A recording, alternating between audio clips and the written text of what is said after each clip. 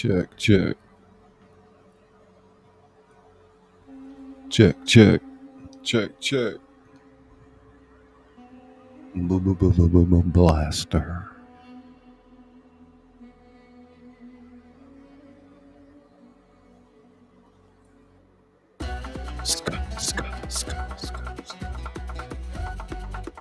Tingle, tingle, tingle, tingle check, tingle check.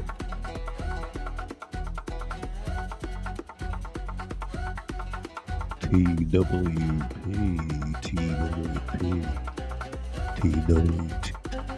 test, test, test. Izzy ska. Bud files. Blood dragon.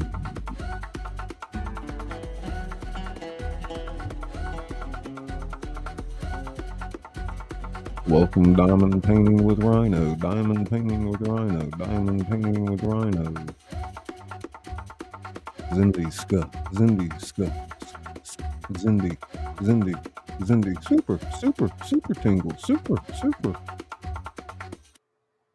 What happens in Vegas paranormal stays in Vegas paranormal.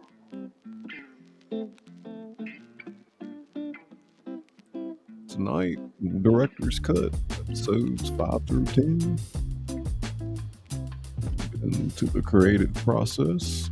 Jody Pop.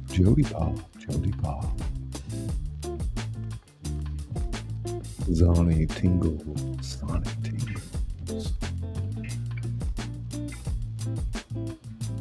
So we'll get into the flow of it, and we'll be here for a while.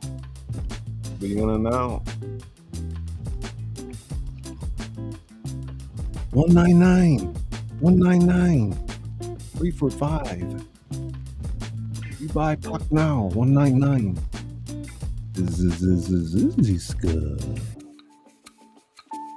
Sydney cat.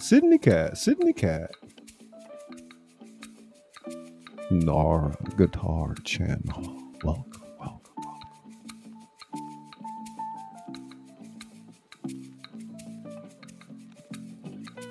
$1 billion.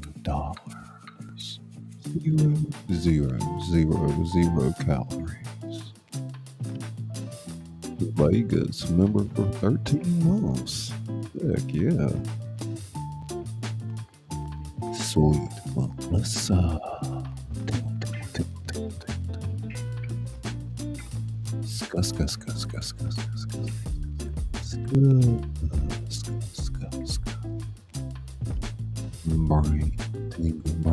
brain tingles.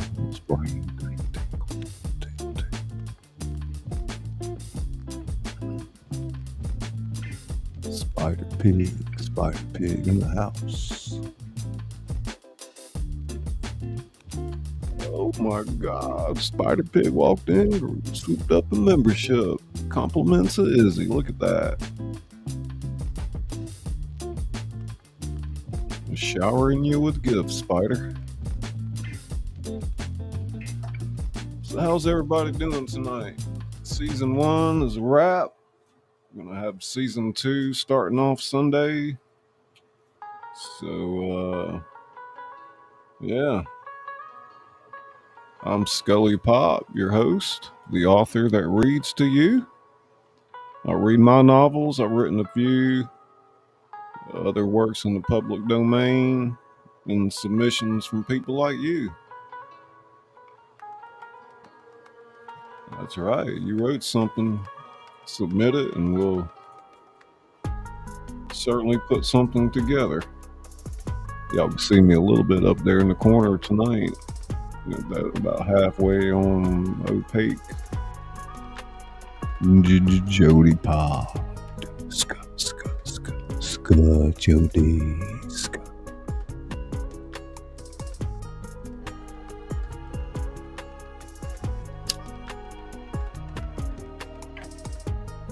I got a couple of other things coming up. A story about an Indian that goes into the mountains playing the flute. And we've got some music from Quiet Listener, aka Little Turtle, and also a song flute that Awakened by the Looking Glass did. Awakened by the Looking Glass. Bella's Whisper, Bella's Whisper, Bella's Whisper, Farmstead. Bella's Whisper.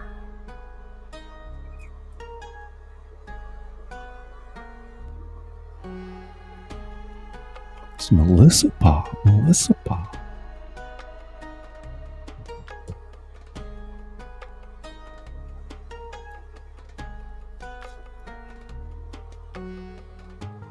We'll sit back, crochet.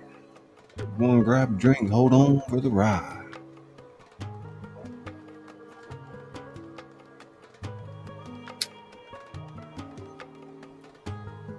So yeah, the catalyst that drove season 1 was storytelling itself, right? Now we have a new trinket that will move us to the next. We're going to explore literary devices, and this will be what drives season 2, literary devices. So probably kick back, run these episodes tonight, and I'll have you mostly in my hallway voice, kicking back in the chair. A Southern Belle. Ting, ting, ting, ting, ting. Ska, ska, ska, ska.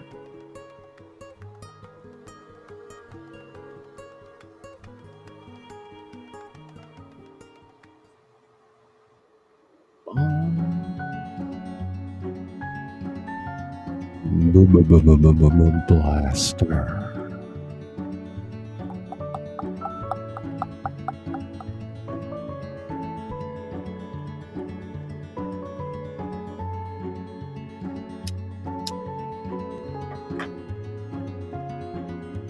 Hey, members, light that chat up with some emojis. Let's put them out there. Put them out there. Some emoji. Hey, Khadija. I'm glad you made it. Thanks for the $2. I appreciate that. Heck yeah. Khadija Reeves. Been knowing her for years. How you doing tonight?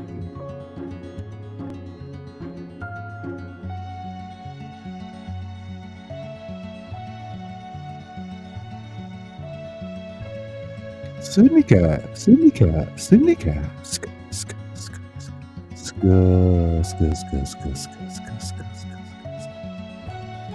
Oh, T got it. Spinning that wheel, spinning that wheel. That's right. Thank you, Sydney cat. Hey, Andy. Come on in, buddy. Take a load off. We're gonna listen to some Scully pop tonight. I'll have some commentary in the background as we play. This is the director's cut this evening. There's Meat. Hey, Meat. Hey, buddy. What's up?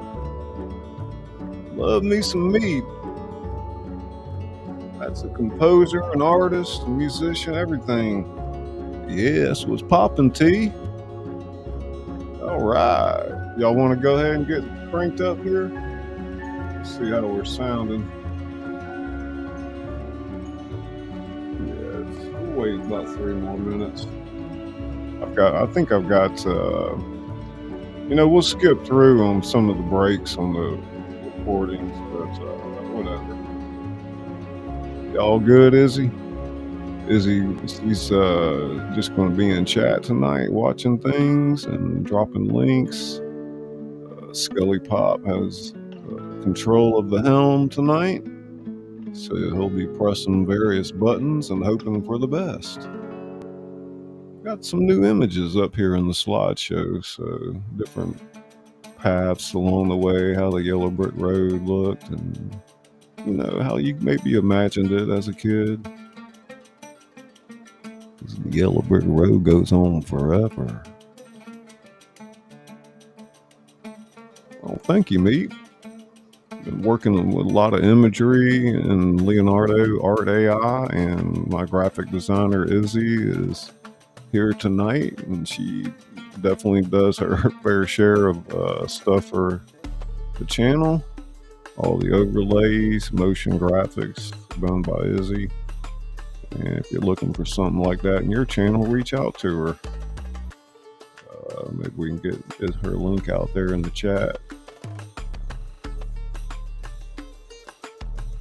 Yeah. Hope that you were able to catch the podcast that we put together last week. We'll have more episodes of that as well.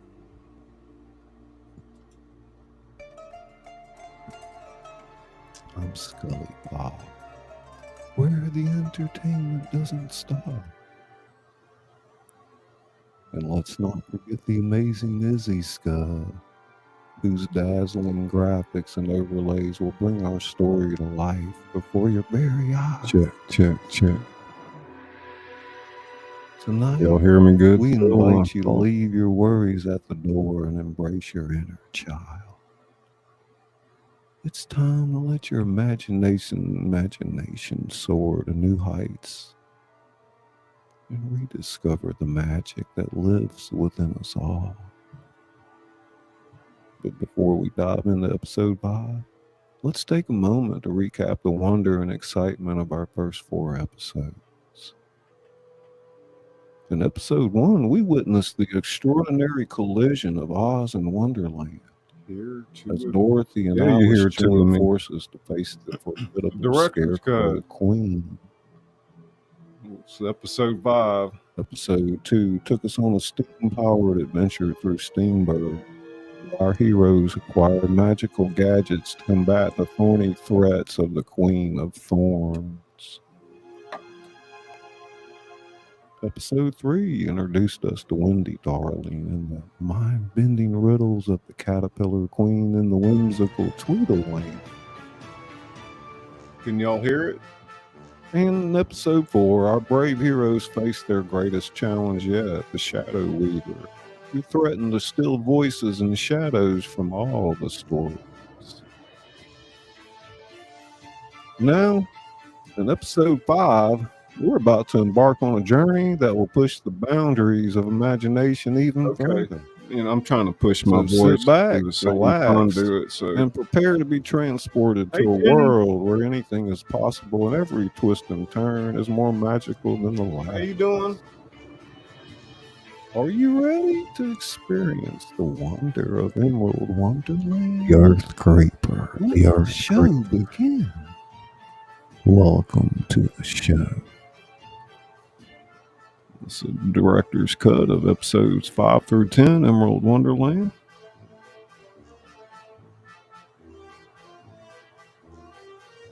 Our band of heroes finds themselves on a worn yellow brick road, entering an ancient mystical woodland. The enchanted forest surrounds them, trees dripping with lush, colorful fruits unlike anything they've ever seen. We'll be doing as they marvel at the fantastical flora, Tinkerbell appeared, zipping around them with frantic energy. Tink, what are you doing here? We'll be in and out. We'll be on for a while tonight, so people will be coming in and out. Feel free to step off if you need to. Come back if you can. Wendy's gasping. Before Tinkerbell can mime a response, the Cheshire Wolf materializes. Its grin enigmatic as ever. Ah, my friends, you wandered in quite the tale. This is no ordinary forest, you see. These are the groves of imagination, home to the legendary wishing fruit tree. Dorothy's eyes were widening. Wishing fruit tree? Indeed, it's said that those who partake of its fruit can imagine 2 fairy tale characters merged into one. Some of these voices. If you wish is true, This new character joins the Wisher story. Alice is excited. How curiouser and curiouser. The Lion Hatter, his hat sprouting tiny fruit trees. I say, that sounds like my kind of tea party game. They venture deeper into the forest until they come upon a tree unlike any other. Its trunk is a swirling mix of bark and storybook pages. Come on in, buddy. Its leaves shimmering like 5 through 10. See episode 5 through 10. Choose wisely, for each of you may make only one wish. Dorothy steps forward, plucking a ruby red apple. Takes a bite, closes her eye, and wishes. In a puff of smoke, a new figure appears, a fusion of the cowardly Lion and Puss in Boots. Lion in Boots bows dramatically. At your service, senorita. I may be afraid of my own shadow, but I'll face it with style. Wendy goes next, choosing a cluster of star-shaped berries. As she wishes, a twinkling light coalesces into a petite figure, a blend of Tinkerbell and the Blue Fairy. Tinkerbell Fairy, her voice is a melodious chime. Tinkerbell Fairy. Wishes and pixie dust. He has a rough face. Alice selects a pearlescent dross in a whirl, and her wish brings forth a curious creature. Part white rabbit, part mad hatter. The rabbit hatter. He's checking his pocket watch. Oh, my fur and whiskers! We're late for a very important tea party that hasn't been invented yet. The Lion Hatter is grinning widely. Plucks a teacup-shaped fruit. Hey, Joni. His wish creates a whimsical character. A mix of the Cheshire Cat and the Scarecrow. Cheshire Crow. Its grin appearing first. Joni tingled. I may not have a brain, but I've got plenty of riddles. Waldorf. As the new characters introduce themselves. Good evening, Scully. Marvels at the magic they experience. Dorothy's beaming. Well, folks, looks like our adventure just got a whole lot more interesting. Alice says, indeed. I can't wait to see what curious tale awaits us now. She's like, oh, how thrilling. It's like all the best parts of every story coming together. Chief mixed bag. Cheshire Wolf's grin widens impossibly. Remember, my dear friends, in a world of living stories, every new character brings in says Joni.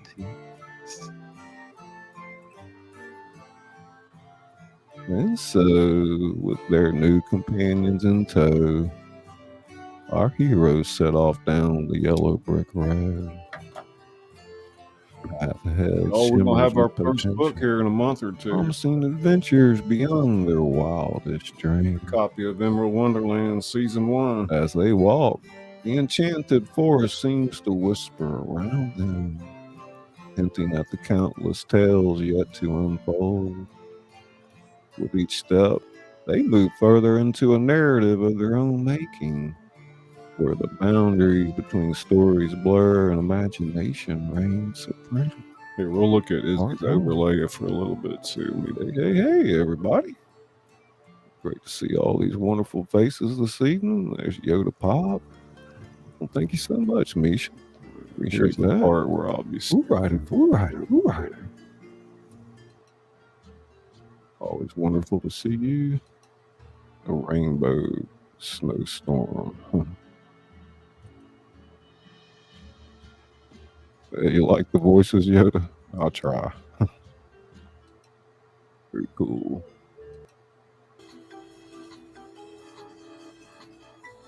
Just skipping Just forward. amazing how you do. Hope to show you goes fall in the water. Okay. Come on, Kimmer's good. Like DJ. Sits off with a spring in her step. Dorothy's starting to moan. You know, I feel a song coming on. Lion and Boots joins in with a purr. Shall we dance while we're at it, senorita? And just like that, the group burst into song. Smoking, so.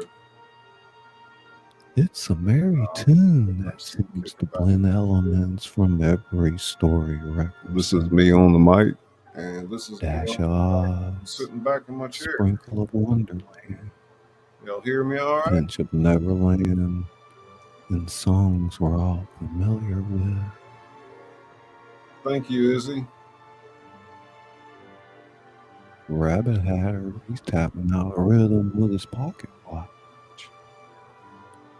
We're late on a very important day. Cheshire Crow is grin appearing first. Typical Hatter, but in this tale, there's always time for a riddle and rhyme.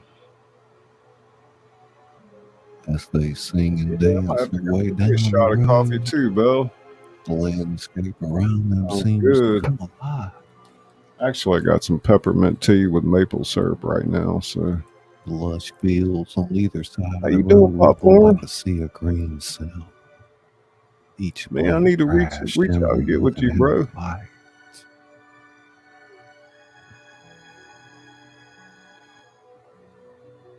Oh, look! It's like the most beautiful field of grass I've ever seen. Al says, Wendy, indeed it is. It looks like silk glowing like starlight. How curious. Suddenly a flash of color catches their eye. Like 23. A herd of horses of buddy? a different color appears, We're galloping doing a alongside director's their cut merry of episodes procession. 5 through 10, season 1. The Emerald horses' Wonderland. coats shift and change, a rainbow of hues that seem to Here dance and in there, I'll time with the explain group's the creative song. process and whatever, but Tinkerbell Fairy, her wings shimmering with just here excitement. relaxing and everybody's having a good time. Shall we race them? Lots of good, wonderful creators here His tonight. hat transforming into a jockey's cap. Capital idea. Though I dare say that they might object to being ridden side saddle. The group's laughter mingles with their song as they continue their journey.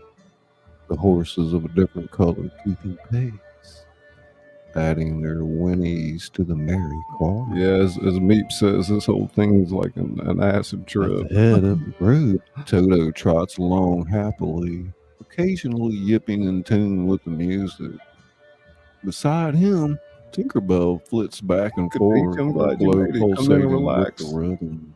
You're working hard, making tons of videos. Like joy's atmosphere.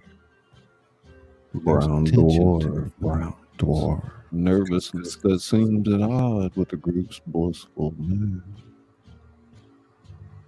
Dorothy notices. Yeah, Melissa. Got us on the big screen. Are you having fun? Aren't you? Tinkerbell gestures frantically, pointing ahead and then back at the group. Her tiny face creased with worry. Reminds me of Wendy's frowning me. slightly. That's odd. I've never seen her this anxious Yeah, before. I think so, Vegas. Hope Not you're even having a when good you were evening as facing well. Captain Hook. Cheshire Wolf materializes, videos its today? grin as enigmatic as ever. Perhaps our glowing Vegas link out there. She's got some great content going right A now. world Definitely of some stories. wonderful things Not every coming up, tale has a happy ending. which I know a little bit about. Creepypasta. Hey. How you doing? Despite this ominous time, It's our lady, tingle. they continue their music Time to relax, our lady. Kick back, take her load songs off, echoing across the shimmering fields. Maybe a But bowl of what's some vanilla different ice cream color or some can't caramel see syrup. like them. Mmm. Yet as they travel on, casual observer might notice subtle changes. Well, yeah, Meep, you better slow your ass down, man.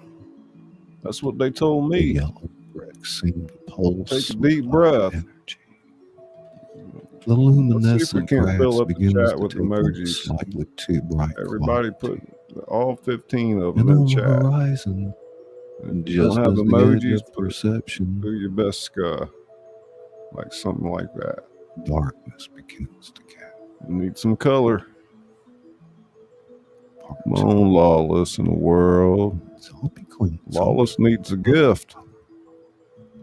Hey, come Not on. normally white. He's normally green. It's Marie Holiday. I tell you what, I'm getting ready to have to look at my list. Lawless in the world. There's somebody as a moderator. It just never comes anymore. In Paris. You like be green or blue? Creepy. When you gonna drop another banger, Creepy? DJ, there you go. Light it up, man. Let know if you're out there. Light it up. Emojis. All right. People need gifts. There's too many white names out there. I got 15. We're up to 15 spots on emojis, so, and 3 of those were grandfathered in. It's life.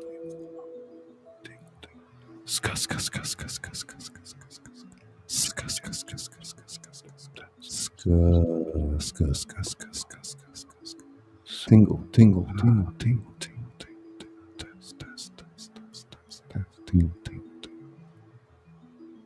1 million.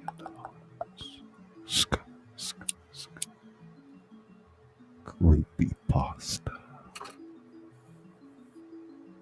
Spinning the wheel.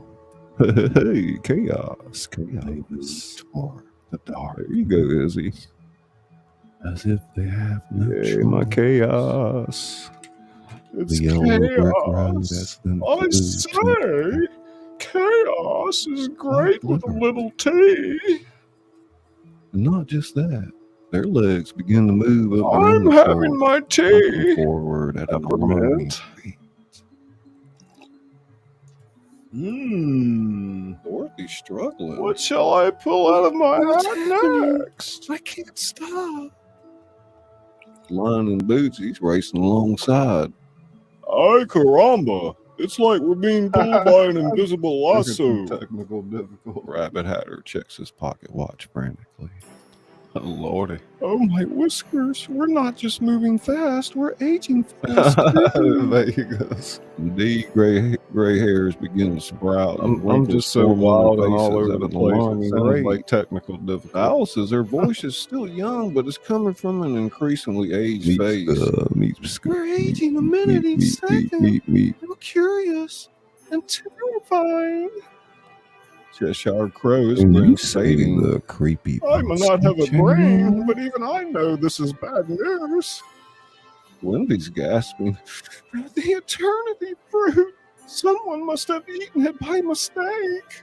I knew when we were in the field of wonder that the flower spoke to me about this. It's not buffering. I thought I was imagining things at first. Don't believe so. It was true. You might have to refresh, man. Eternity, quite literally. Cheshire Wolf materializes running alongside. I got a Ferrari over here running this thing. The fruit of eternity. A tempting morsel with a terrible price. I do know. Cool, Mark. I'm glad you came back, man. It finds all who are near. A lot of people are going to be coming in and out. Dragging them towards their end. Yeah, I figured you were. Begins to set in as the It's group me. realizes the I'm got the gravity of technical their difficulties in my situation. brain.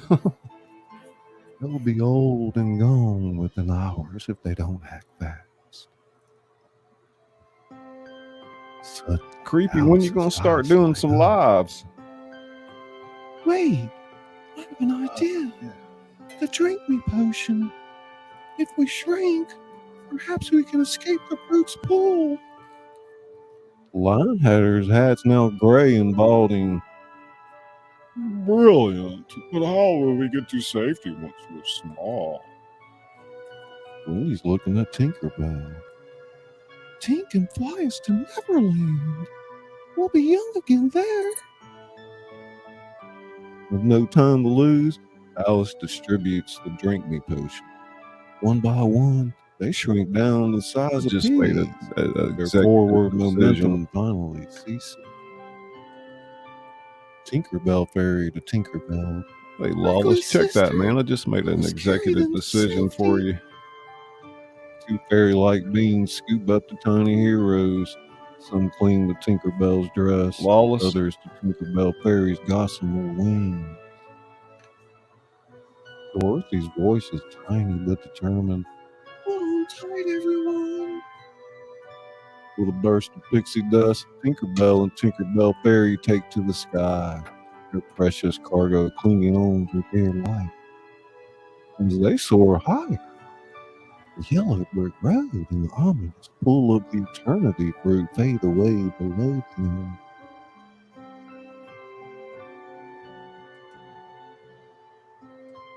Cheshire Crow's grins now. I can believe we're having an out-of-story experience. Let's see what that looks like there. Devo! Devo pop, pop, pop. Devo pop, pop, pop. From the ground, one might see a talk. Devo! Carrying with it the hopes and dreams. Devo. As they fly further and further away, they become invisible to the naked eye. Their adventure taking a turn none of them could have imagined. Wendy's voice is filled with hope despite her tiny size. Second start of the riding straight on till morning. As our heroes disappear into the night sky, bound for the rejuvenating shores of Neverland, one can't help but wonder what new challenges await them in this fabled land of eternal youth. Will they ever find their way back to the yellow brick road in the emerald winter? Part 3. I saw a few new faces Beautiful art, coming isn't up. it? I'll tell you. Anybody Busy, needs to take a working bathroom with break? the best you get good stuff. time. Thank you so much, Mishi. Welcome to the Tingle Room, and also for gifting that membership, Ava Potterfield. Break real quick. Certainly appreciate that. Thank you so much. Oh, it feels like a hot box up here tonight. Made it in tonight, Matthew. Hope you're in. Okay, let's go. Let's go. Really go check. Let's go. Let's go. Tingle, tingle, tingle. Wonderful, you tingle brain, you.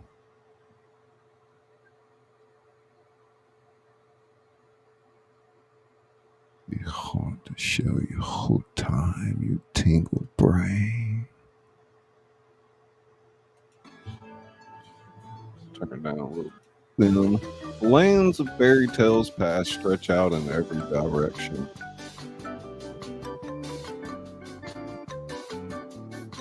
The Emerald Wonderland, a swirling mix of green and gold, where the yellow brick road winds its way through a fusion of Oz and Wonderland.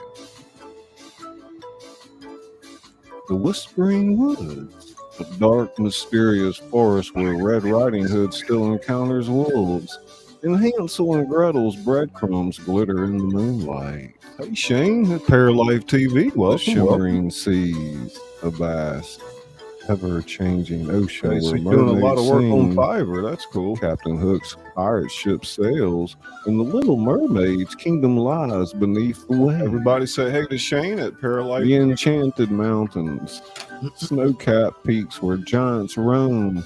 Jack's beanstalk reaches into the clouds, and the seven dwarfs' mind twinkles with gems. The dreaming desert, golden sands where Aladdin's go, lamp Wallace. still holds its genie, and the 40 thieves guard their hidden I'm cave. taking a wrench away from somebody who never Clockwork even Kingdom, comes. So the land of I'm gonna gears let and Wallace have it. steam, home to the 10 woodmen and a multitude of mechanical marbles. Shane, you been doing all right? Just don't forget the forgotten fables, a misty realm where lesser-known tales and characters reside, waiting to be rediscovered. The Ever After Valley, a picturesque landscape where princesses like Cinderella and Sleeping Beauty found their happily ever afters. Well, The you're topsy-turvy welcome, man, tundra, but an ask icy Izzy. wonderland It's where not the an Snow easy job over Queen there. reigns, and Kay and Gerda's friendship melted a frozen heart. Nah, you're like a poster The child, you know. fields, Whenever I'm a moderator, I'm not much more grasslands than where that. the So Freeman town musicians still play, and the Life's the three little hobbies pigs here, everybody. rebuild their houses. welcome, man. We're listening to the episodes 5 through 10 of season 1, doing As a they director's fly cut. over each land, our heroes point out familiar faces and places. Wendy, look, there's the gingerbread house. And is that Rumpelstiltskin? That's my strong to graphic go? designer in chat, Izzy, and also Indeed. managing moderator. Oh, and there's Channel? Puss. Clever cat that he is, tricking the ogre. Oh, rabbit look house. out, Vegas playing the $100 Oh, my slots. fur and whiskers. We're Right late for the up. Mad You Hatter's hit- tea hit party. bell, look at or are that. we early? I can never Oh, tell. man, I wish we would have had a few more people in They chat. see the fairy godmother you. waving her wand. Miss Southern Pinocchio's Belle, nose got growing as emojis he now. fibs. Sandra And the Pink's a ugly great duckling channel. transforming into Another a narrator. beautiful swan. Shan Camp Big is bad a wolf fairly huffs and large puffs. channel, and While the three bears Donna in return Austin, home to find Texas is Goldilocks Izzy's asleep. people. That's cool. And JR, I'm not sure who In JR the is. distance, But thank you so much, they Vegas. stop. They leading a trail of children. The little match girl lighting her last match. And Rapunzel letting down her golden hair. Wait, you're hearing two of him? I saw out his from two scummy spread wide than paws. Each tale has a thread woven into the grand tapestry of imagination. Oh, Lordy. As they soar onwards toward Neverland, our heroes are struck by the vastness and diversity of the world. That was for fuck's sake. They I realize work that alone. their You're own welcome. I adventure work is but alone. one of countless tales unfolding across this magic landscape.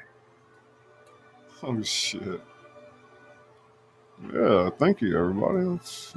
I think I have a way of highlighting that. I dare say we're all part of something much bigger than we realized. You're right, Alice. And I have a feeling So our much, story's Izzy. far from over. Spider Pig was gifted a membership. With renewed wonder and excitement, our tiny band of heroes continues their flight. And The twinkling lights of Khadija, thank you so much. beckoning in the distance. I think Izzy's internet just went down, What y'all. new adventures await them in the I'm land? not sure what's of going on with that. Might Now have will her their in chat tale right now. intertwine with countless stories they've glimpsed from above. Ah,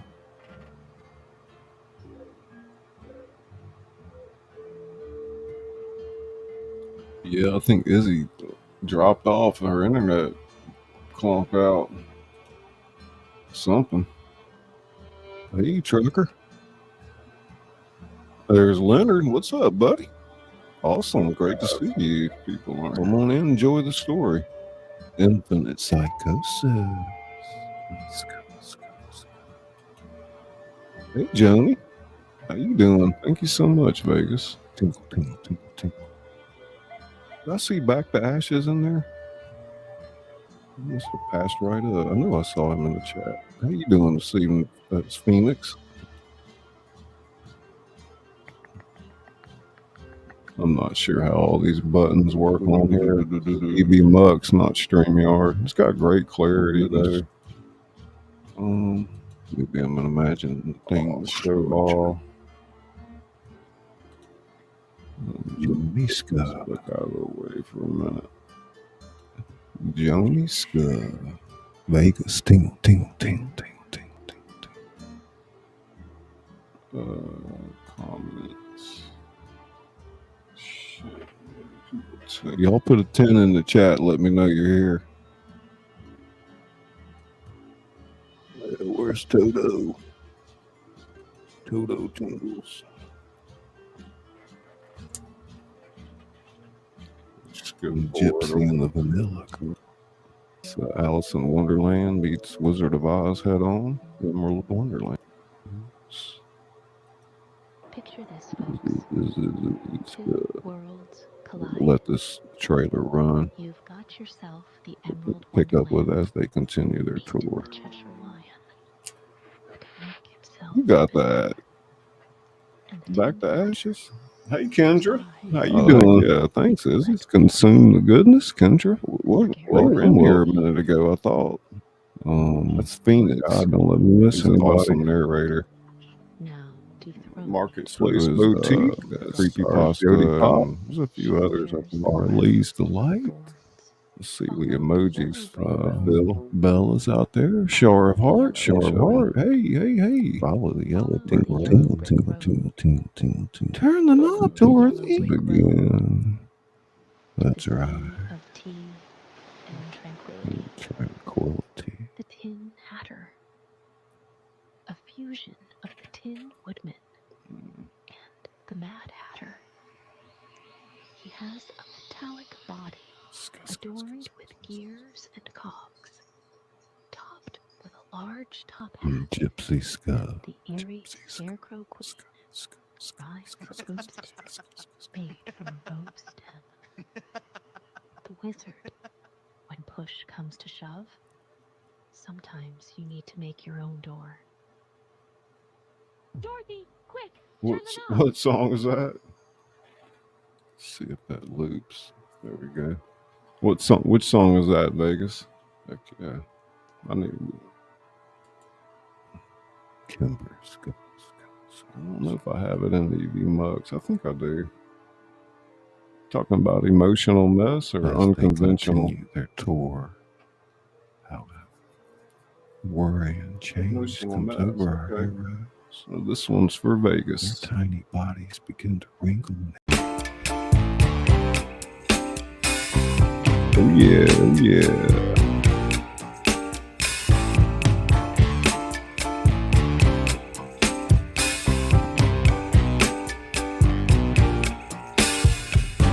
I'm overheated, can hardly sleep at night, doing crazy dreaming. You're the reason why. Hiding by the baby, In my mind, don't try to save me. I feel alive. My world is faster and faster. The tears and the laughter. I'm here for the ride. Yes, yes, I'm an emotional mess. Yes, but you wouldn't want me any less. Yes, 'cause you know how wild it could get to love an emotional mess.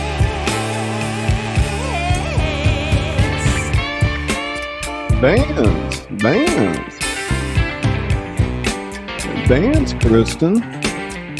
That's That's right. No Lawless is dancing. Kicking that butt. I'm in a trance, spinning out of control. Don't know what this dance is, but at least I'm not dancing alone. Go Spider Pig. You heard what I said. I blame you, lover. I'm out of my head. Kimber alert, Kimber alert, Kimber alert. Has me frozen. I'm brave and I'm broken. My soul is wide open. Yes, yes, I'm an emotional mess. Yes, but you wouldn't want me any less. Yes, 'cause you know how wild it could get to love an emotional mess. You got me, baby, I'm yours to have. Don't hurt me, my heart's in your hands. You got me, baby, I'm yours to have. Don't hurt me, baby. You got me, baby, I'm yours to have. Don't hurt me, my heart's in your hands. You got me, baby, I'm yours to have. Alright, we're gonna kick it up tonight. One more. Yes, yes, I'm an emotional mess.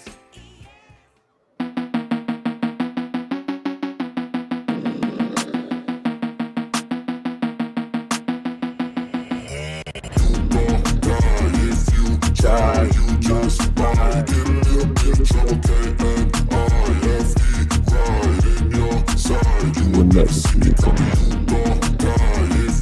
Try, you just might.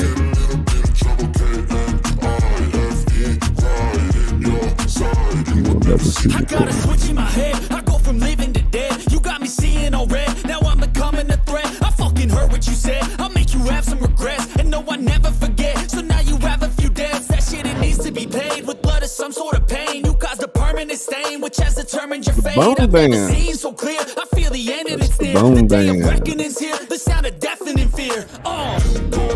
Billy Pop doing the Bone Band.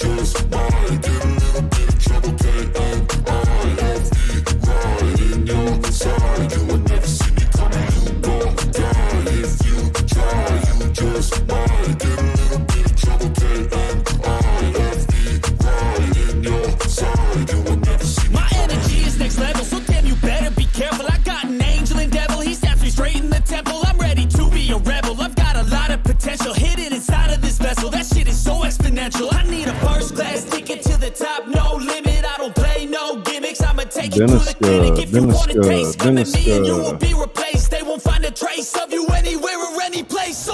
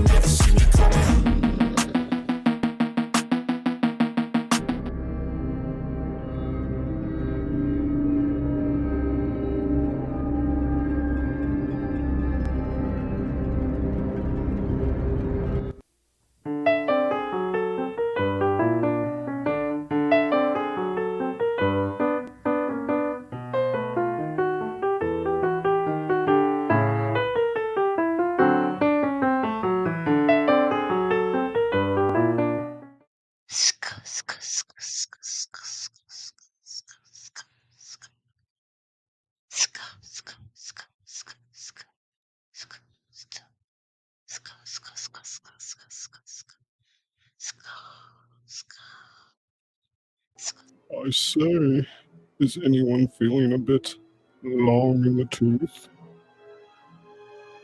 I may not have a brain, but even I know we're aging faster than cheese in the sun. Oh my, we're late. We're late. We're staying young, I'm afraid. Panic sets in as they realize they're rapidly aging into their 90s. Awaken by Their tiny bodies becoming frail and weak.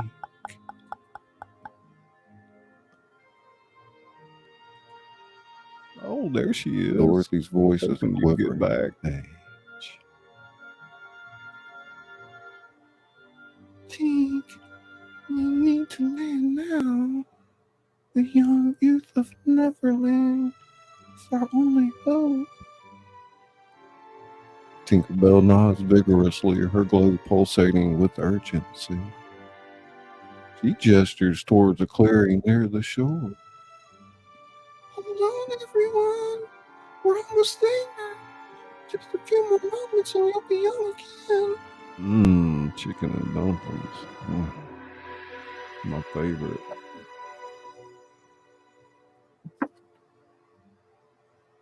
I know, yummy. As they approach the clearing, hope Good Lord. surges through the group. They can almost feel the rejuvenating magic Is he? of Neverland. It's reaching out to them. Wendy squinting through age-dimmed eyes. Look, I think I see Peter and the Lost Boys. Just as they're about to land, a menacing shadow falls over them. The sound of ticking fills the air, followed by a sinister chuckle. Well, what have we here? A batch of miniature meddlers and two troublesome Tinkerbells. To their horror, our heroes see Captain Hook and his pirate crew waiting in the clearing, nets at the ready. Sneeze calling out. Surely catch 'em, Captain. They look like they make fine fairy dust, they do. Indeed, Smee. Let's clip these firefly wings before they can bring Peter Pan to interfere with our plans. As nets begin to fly through the air towards our aging tiny heroes, they find themselves caught between the threat of permanent old age and the danger of Captain Hook's capture. Tinkerbell and Tinkerbell Fairy dodge frantically, trying to evade the nets while keeping their precious cargo safe. But with each passing second, our heroes grow older and frailer, their grip on the fairies weakening. Dorothy, her aged voice barely a whisper. What do we do now? The scene freezes on this tense moment. Our heroes suspended in the air, caught between youth and old age, freedom and capture. With the magical shores of Neverland tantalizingly close yet frustratingly out of reach. Will our heroes manage to touch down and regain their youth? Can they evade Captain Hook's nefarious plot? And where is Peter Pan when they need him most? Part 6. Hey, Panay.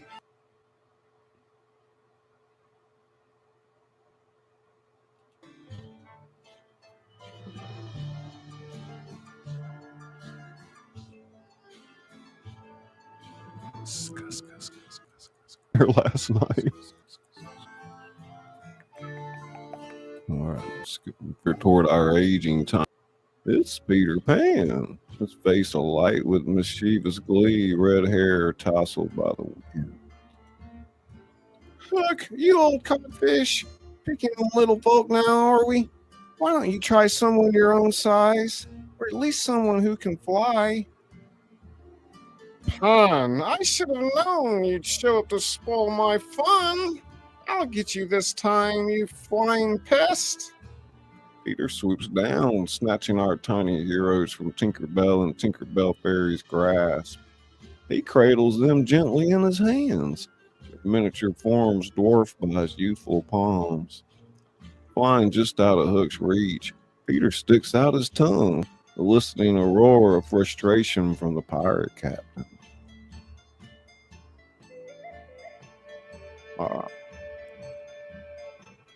Hold on tight, little friends. This might get bumpy, but I promise it'll be fun. With a whoop of joy that sends nearby seagulls scattering in a flurry of white feathers, Peter soars toward the island's interior. They dodge cannonballs that explode in the clouds of multicolored smoke and veer around flying debris that seems to sparkle even as it hurtles past them. And as they fly, the landscape below unfolds like a living painting. A mermaid lagoon glistens, its water shifting through every shade of blue of magic. Mermaids with hair and impossible hues wave up at them, their scales catching the light and throwing miniature rainbows into the air. They pass over the Indian encampment, where teepees are painted with patterns that seem to move and dance. The smoke from the campfires forms shapes in the air, galloping horses, soaring eagles, leaping fish. Hooks and Ray's shouts fade into the distance as they approach a magnificent tree, its branches forming a natural fortress. But this is no ordinary tree. Its leaves shimmer with an inner light, changing colors with each gust of wind. Peter lands softly on a broad leaf that cushions their landing like the gentlest of mattresses. He carefully sets down our aged miniature companions. Welcome to Hangman's Tree, my hideout. Or as I like to call it, the Never Tree. It never stops growing, never stops changing, and never ever gets boring. Tree seems to welcome them, its branches swing to create a natural shelter. Flowers bloom spontaneously around them. Their petals are forming tiny seats perfectly sized for our miniature heroes. Now, let's see about getting you all back to fighting shape. Can't have adventures if you're worried about breaking a hip, can we? He produces a small pouch from his belt, woven from leaves that seem to flutter despite the stillness of the air. Opening it, he sprinkles glittering dust over our heroes. The dust catches the light, each mote a tiny prism throwing off Get some sparks coffee, of every color imaginable. Sip of coffee. Almost immediately, the effects of their rapid aging Hack begin fur to balls. Let me put that on mute so I It's don't as if bang the time door. itself being rewritten for their very eyes. Wrinkles smooth out like ripples on a pond, settling into glass-like stillness. Gray hair regains its color and cascade of chromatic change. As if an invisible painter is restoring a faded masterpiece. Strength returns to their tiny limbs, joints moving with the fluid grace of youth.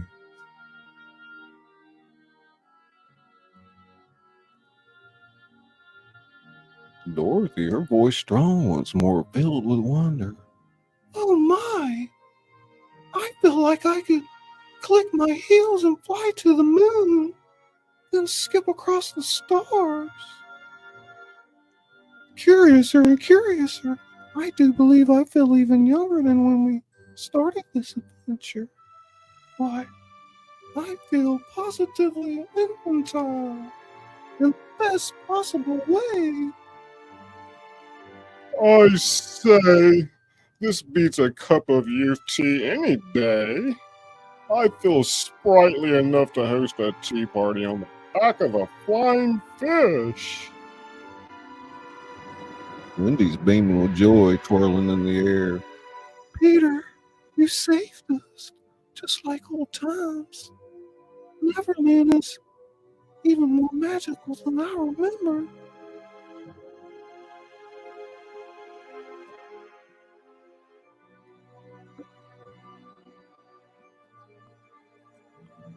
Peter Pan bows with a flourish, floating a few inches off the leaf. Pixie dust falls from its clothes with each movement, causing miniature flowers to sprout wherever it lands.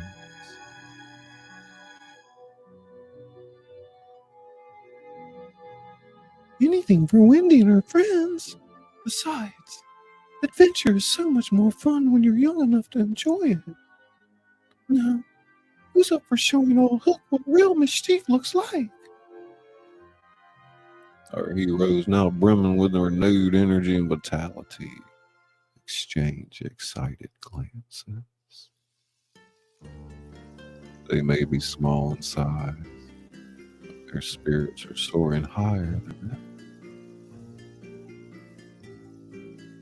I may not have a brain, but I've got youth on my side now.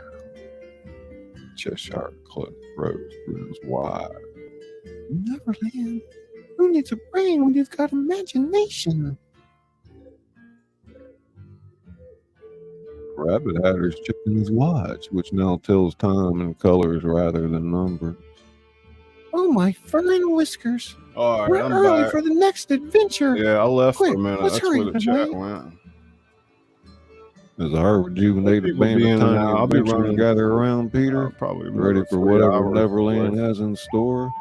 The very air seems to throng with possibility.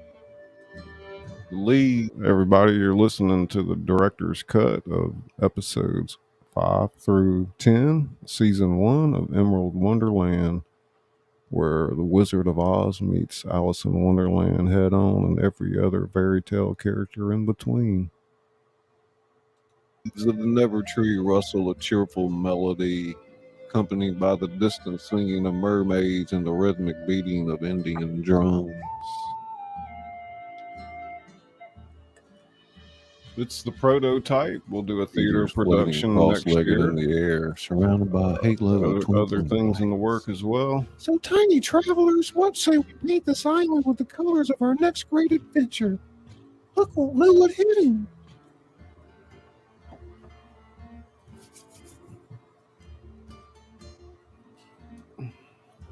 Back in this land where imagination reigns supreme and time is just another rule to be broken. It feels like their stories just only begin. Well, that's cool, Zonnie. I have a hacking session a couple of times a day.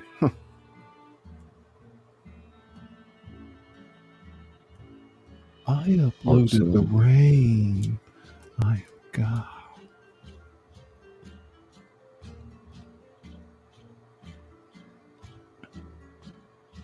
Hey, Broth Rods. Okay, let's skip through that. Whew. Yeah, you're right. Ready for the greatest adventure? Mermaids breach nearby, their scales reflecting the Mad Tea Party and marveling that they restore you. Himself swept up in the excitement. Dorothy's twirling to the music. Oh, this is even more fun than the Emerald City. Curiouser and curiouser, the fire seems to be dancing to the music. It's the badass baboons. Cuss, cuss, cuss. Wendy takes to the air, her feet barely touching the ground as she spins and laughs.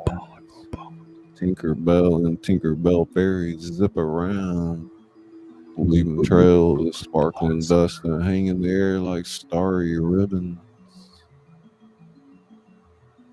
I say, this beats a Mad Tea Party any day. Even the Cheshire Crow gets into the spirit. His grin's glowing like a crescent moon as he performs impossible aerial acrobatics. Aerial acrobats. Like Lily and her tribe arrive, adding the rhythm of drums to Peter's melody. Mermaids breach nearby, their scales reflecting the firelight and dazzling pattern. Spider tingles. As the night wears on, stories are shared, laughter echoes through the trees, and for a moment, all worries are forgotten. Our heroes, once lost in a tangle of mixed up tales, find themselves truly at home in this land of eternal youth and endless adventure. Peter Pan landing lightly beside the fire. So, tiny friends, are you ready for the greatest adventure Neverland has ever seen? As our heroes cheer their agreement, the stars above seem to twinkle in anticipation of the escapades to come. Episode 5. All right, Thank you let so me get over much. to the next episode. He's like me. Tears of clown. Out of there for a second. Episode 6. Back to their be the bearer of back.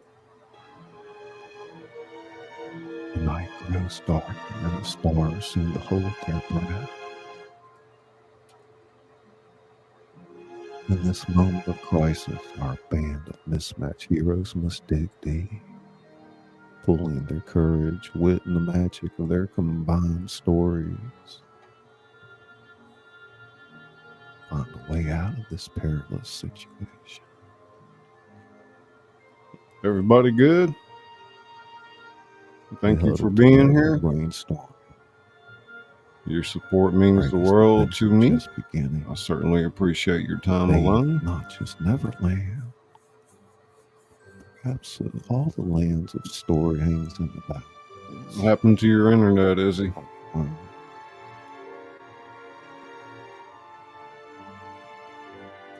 Debbie, you doing all right?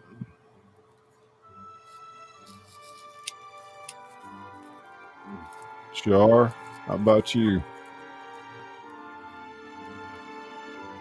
Hey, Nugget. The night over Neverland grows dark. Kitty, kitty, kitty, kitty, kitty, Tensions kitty. thick in the air. Its two forces prepare for an inevitable confrontation. Squirrel. Squirrel. Hook's camp on the deck of the Jolly Roger. Captain Hook paces, his hook gleaming menacingly in the lantern light. Smee, bring me the map of Neverland. Smee scurries over, unrolling a large parchment across the table.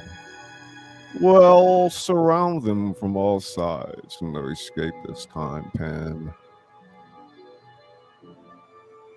Peter's That's not not too bad. Peter for- hovers over a for crude Captain map Hook. drawn in the dirt. Our heroes gathered around. We can just reach Cannibal Cove. We might be able to slip past Hook's blockade. How do we get there without being seen? Hook's camp. Hook leans over a peculiar device, a mix of telescope and crystal ball. With this, we'll track their every move. Pan's fairy dust can't hide them now.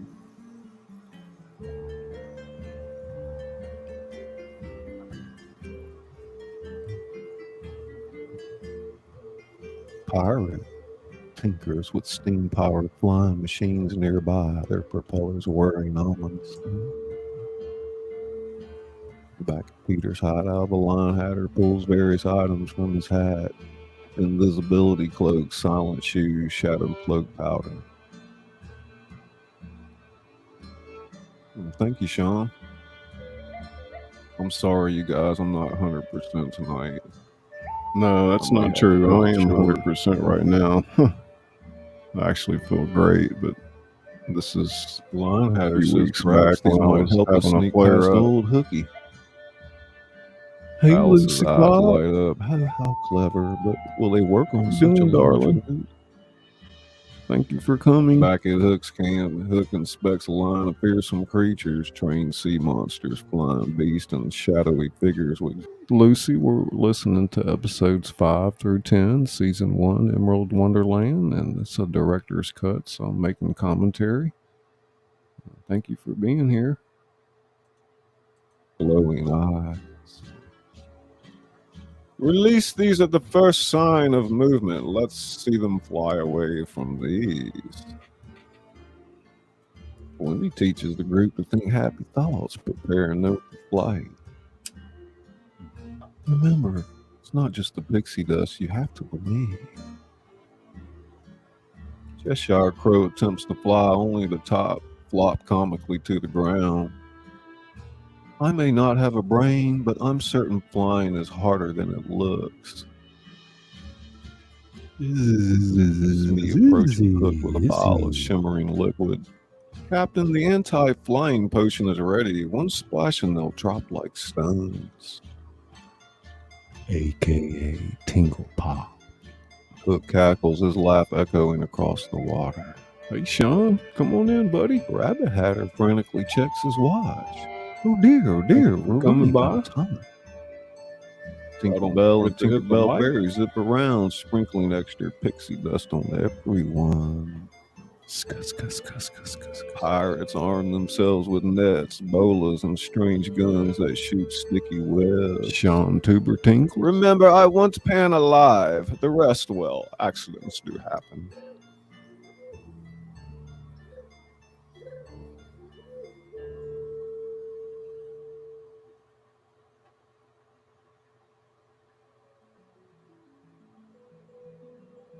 I can almost taste victory, Smee, after all these years.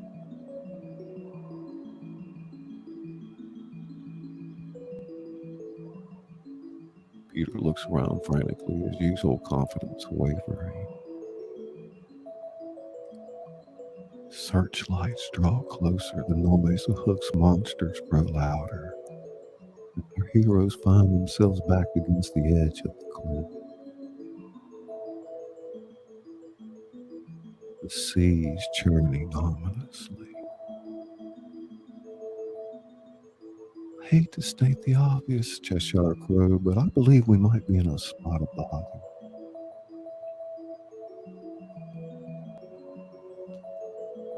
As Hook's laughter echoes across the island, our heroes stand on the precipice, their escape plan in tatters.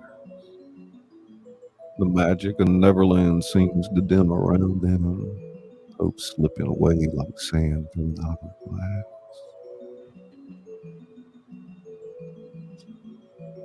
With Hook's forces closing in and no clear path to safety, our band of mismatched adventurers must face the grim reality. Their journey might end here, trapped in paradise that's become a prison.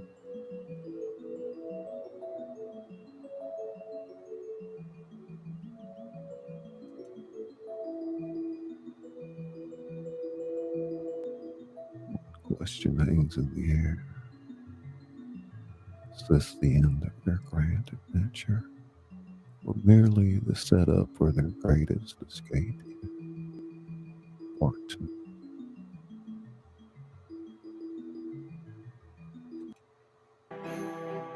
The dragon.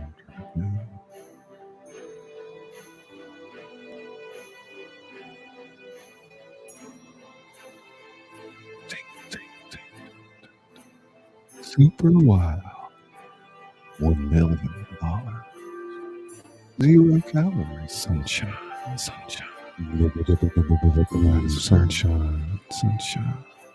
Tingle, tingle. Sunshine. Jamaica. What if we use the drink me potion again? How will being tiny help us? We'll be too small for Hook to see. Tinkerbell and Tinkerbell Fairy can carry us to safety. The group exchanges hopeful glances. It's a desperate plan, but it might work. Misha. I say, I always keep a few spare drink me potions in my hat. They quickly down the potion, shrinking to the size of peas once more. All right, everyone, hold on tight.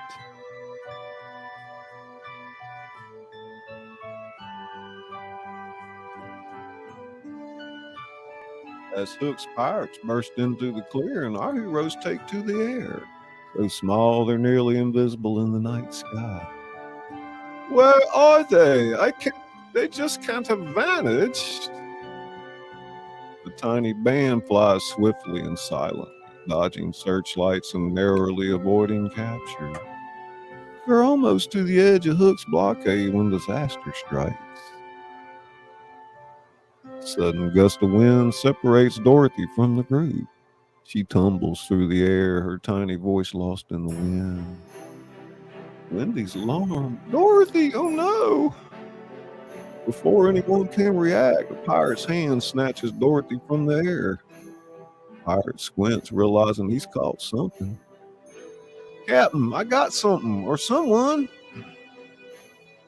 Hook rushes over, peering at the tiny figure in the pirate's hand. A wicked grin spreads across his face as he recognizes Dorothy.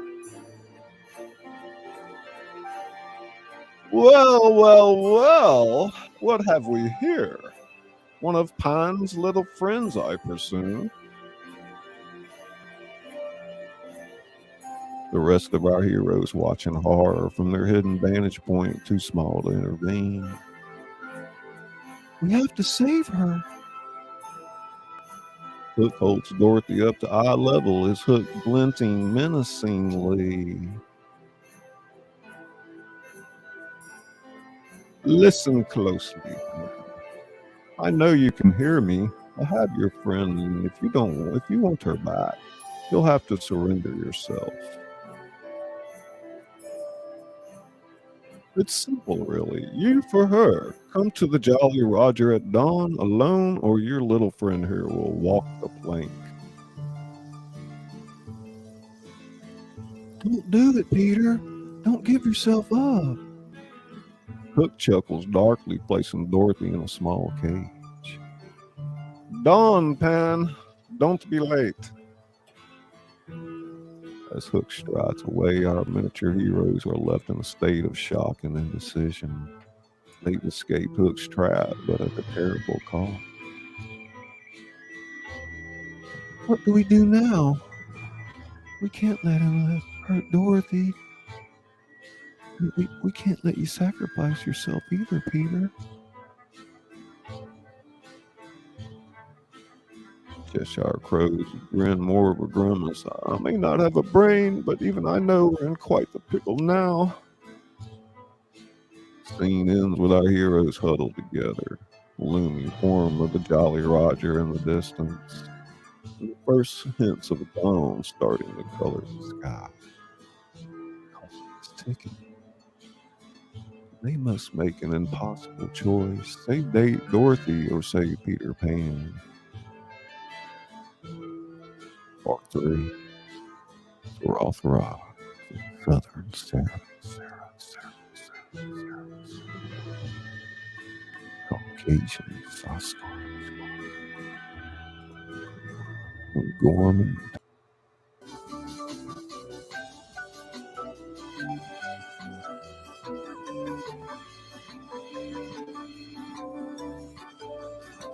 Yeah, you loving it, Wanda? You know, I wrote it.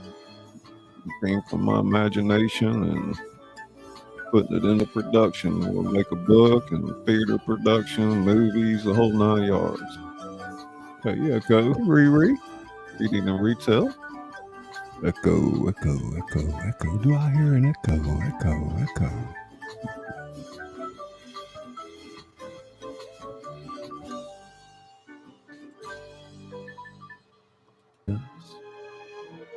Linehatter's hat's drooping sadly.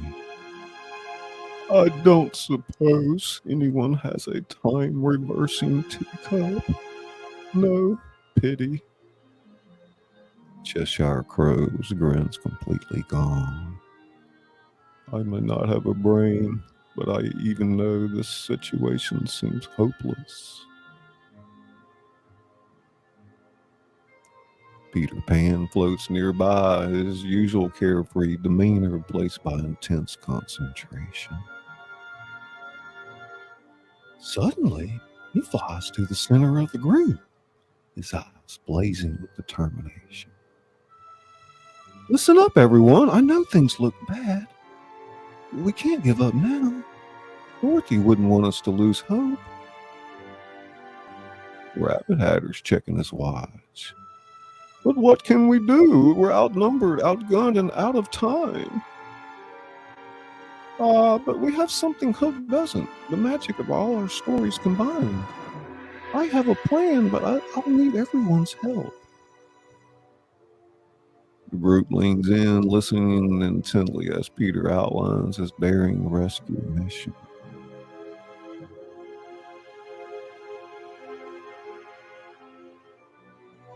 Alice, your size-changing potions will be key. Lion Hatter, you'll need every trick your hat can produce. Cheshire Crow, your ability to appear and disappear will be crucial. As Peter speaks, a spark of hope ignites in everyone's eyes. The plan is risky, perhaps even foolhardy, but it might just work. Peter's right. We've all faced villains before. Together, we can save Dorothy and stop Hook. With renewed determination, the group begins to prepare for their assault on Hook's forces. Alice practices quickly switching between large and small sizes, dodging obstacles. Lion Hatter's pulling increasingly improbable items from his hat, creating a stockpile of magical tools. Cheshire Crow works on materializing and dematerializing specific body parts, perfecting a stealth technique. And Wendy and Tinkerbell Fairy coach the others on flying maneuvers, weaving through a makeshift obstacle course. Peter demonstrates sword fighting techniques, using a stick to parry imaginary blows. Hey, Pat's fan. Thank you, sir. Thank you, sir. As they train, the Lost Boys and Tinkerbell join in, adding their unique skills to the mix. The treetop becomes a hive of activity, filled with the sounds of preparation and the glimmer of hope. Peter's addressing the group. Remember, Hook thinks he has the upper hand, but we have surprise on our side, and more importantly, we have each other. Wendy's nodding firmly. Dorothy risked everything to help us. Welcome, Globies. Ladies and gentlemen, turn to be her Globies heroes. Travels. Welcome. As dawn approaches, our mismatched band storybook character stands ready. As they set Director's cut of Emerald Wonderland. They may come from different tales, but they're united in their Tuck it in. Save Dorothy and put an end to Hook's reign of terror over Neverland. All right, everyone, let's go write the greatest adventure Neverland has ever seen.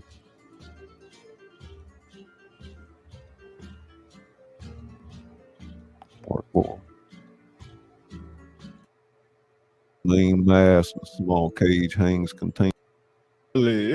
After all, Mr. A is Hook's gleaming in the predominant light. The atmosphere is tense, a mix of anticipation and nervousness permeating the air. Finally, after all these years, Pan will be mine. Smee approaches cautiously, wringing his hands. Begging your pardon, Captain, but what is Pan doesn't show? Hook whirls around, his eyes flashing dangerously. Oh, here comes Smee. Emperism, Can't resist playing the hero. Near the main mast, a small cage hangs containing the miniature form of Dorothy. Despite her size, her voice carries clearly. Tingle, tingle, tingle, tingle. You won't get away with this, Hook. Peter and the others will stop you.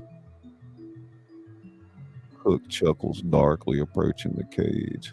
Ha, my dear, that's precisely what I'm counting on.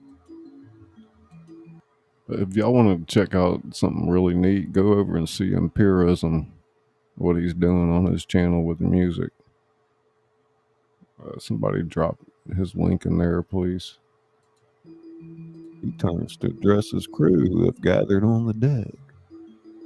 Listen up, you bilge rats. Pan with the head gone, and I want everything ready. Izzy's no mistakes, or you'll answer to my hook. Chief, what's up, my buddy? Pirates scramble to prepare, checking weapons and setting traps. That's the Cheshire Line, Chief. Testing a large net, ensuring it can withstand Pan's Maybe flight. we'll get you to read his Others part loading next year. cannons with strange glowing projectiles. Hey, Annie G. Smee fussing over a table Welcome. laden with maps and Two intricate worlds clockwork collide. devices. You've got yourself the Emerald Wonderland. Meet the Cheshire Lion, who can make himself invisible, and the Tin Hatter, whose eyes spin like roulette wheels.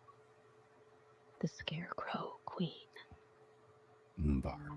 once the ruler of Wonderland, now dethroned and seeking revenge. She wears the crown of thorns. Follow the yellow brick road. Follow the yellow brick road. Follow the yellow brick road. Yeah, I guess you can't put things over and over in the chat like that. I don't know. Follow the yellow brick road to the sea of tea and tranquility.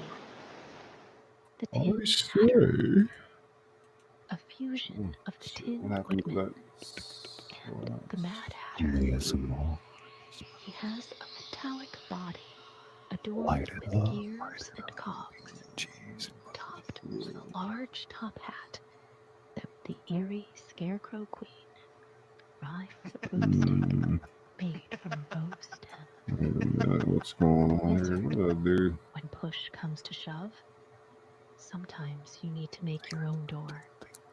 Oh, Lordy. Dorothy, quick, turn the knob. What in the world?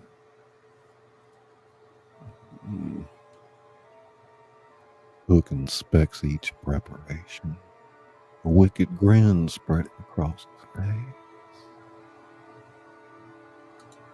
Excellent, Pan. Want to know what hit him? How did that get so big? Suddenly, a young pirate rushes up, out of breath.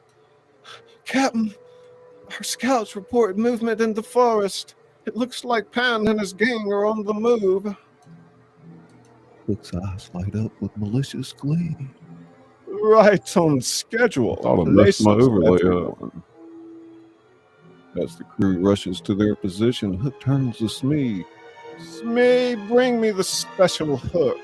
It's time to end this once and for all. Hey, Martha. Tinkle, tinkle, tinkle, tinkle. Smee scurries off and returns with an ornate box. Inside is a hook unlike any other. It seems to absorb light with strange runes etched along its surface. Hook admiring the hook. Ah, my secret weapon. Wait, Christine. Forged in the Glad depths you of made it. Neverland's darkest cavern. Imbued with the power to strip away flight, youth, and magic, Pan won't stand a chance. As he replaces his usual hook with his new sinister version, the first rays of dawn break over the horizon. Lucy Pop. It's showtime. The pirates tense, weapons at the ready. The air thrums with anticipation. Hook stands at the bow, his new hook raised. Christine, we're doing episodes 5 through 10 recap. And I think REG is good people. She came from some good people. I hope we didn't run her off, but I guess everybody, moderators handle things a certain way, and that's fine. Hi. Come on, Pan. Your final adventure awaits. As silence falls over the Jolly Roger, we see the tiny form of Dorothy in her cage, her face a mixture of fear and determination. Stage is set for an epic confrontation, with Hooks believing he has the upper hand. Little does he know, Peter and his band, the storybook heroes, are about to unleash a plan that could turn the tables in a spectacular fashion. Part 5. Boom chicka wow. Boom chicka meow. Gonna make it tonight. Brown Dwarf.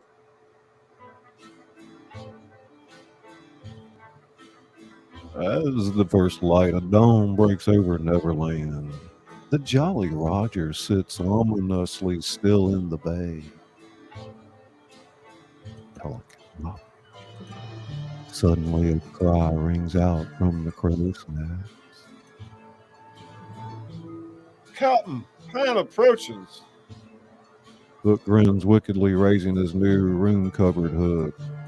Excellent. Prepare to. But before Yeah, I know. finish, Chaos erupts. Not just Peter, but an entire army of storybook You're right. characters descends upon the ship. Thank you. What in the 7 seas? Peter Pan leads the charge, sword in hand. Did you really think I'd come alone, Hook? The deck of the Jolly Roger becomes a whirlwind of action. Alice grows to giant size, swatting pirates aside like flies. Curiouser and curiouser, I rather like being the tall one for a change. Oh, God, that was terrible. Linehatter pulls impossible Who's weapons that? from his hat, Who's that tossing guy? them to the Lost Boys. Anyone for a tea shooting cannon or perhaps a crumpet catapult? Cheshire Crow appears and disappears across the ship, causing mayhem. I may not have a brain, but I've got them thoroughly confused. Hook roars in frustration. Don't just stand there, you idiots. Get them. The pirates rally, unleashing a barrage of attacks. Well, hey, Kim. Nets fly through the Thank you air. for coming cannons in bang and with joining the glowing tingle run. projectiles and Hook's monstrous I was wondering pet. what happened A to you. horrifying You haven't mix done of anything crocodile in a and while on your octopus channel, I don't think. emerges from the depths. You been doing all right? Wendy spots Dorothy's Exploring cage with and Sam flies toward TV. it. Welcome Hold to on, Dorothy, Scully we're Pop. coming. But Hook intercepts her, and his new hook I'm the slicing author through that the air. reads to you tonight. We're Not doing so the fast, director's my cut dear. of Emerald Wonderland. Wendy barely dodges, feeling the Hook's dark energy as it passes. Peter, Hook's got a new weapon. Peter clashes swords with Hook. Their duel of blur emotion. Thank you. Giving up on fair play, Hook? That's low even for you. All's fair in war, boy. Meanwhile, the tide of battle ebbs and flows. Oh, is that your brother Sam? Alice Hey, shrinking Sam. and growing more rapidly, causing Awesome. chaos, but nearly gets trapped in a magical net. Hey, bro, Sam. Hatter's hat runs out of tricks at a crucial moment, leaving him Kick back in the chair a surrounded. little bit. Cheshire Go Crow's back to grin hallway fades as he mode. narrowly avoids a blast that temporarily Yeah, makes we're him doing fully good, Sam. visible. Doing a recap.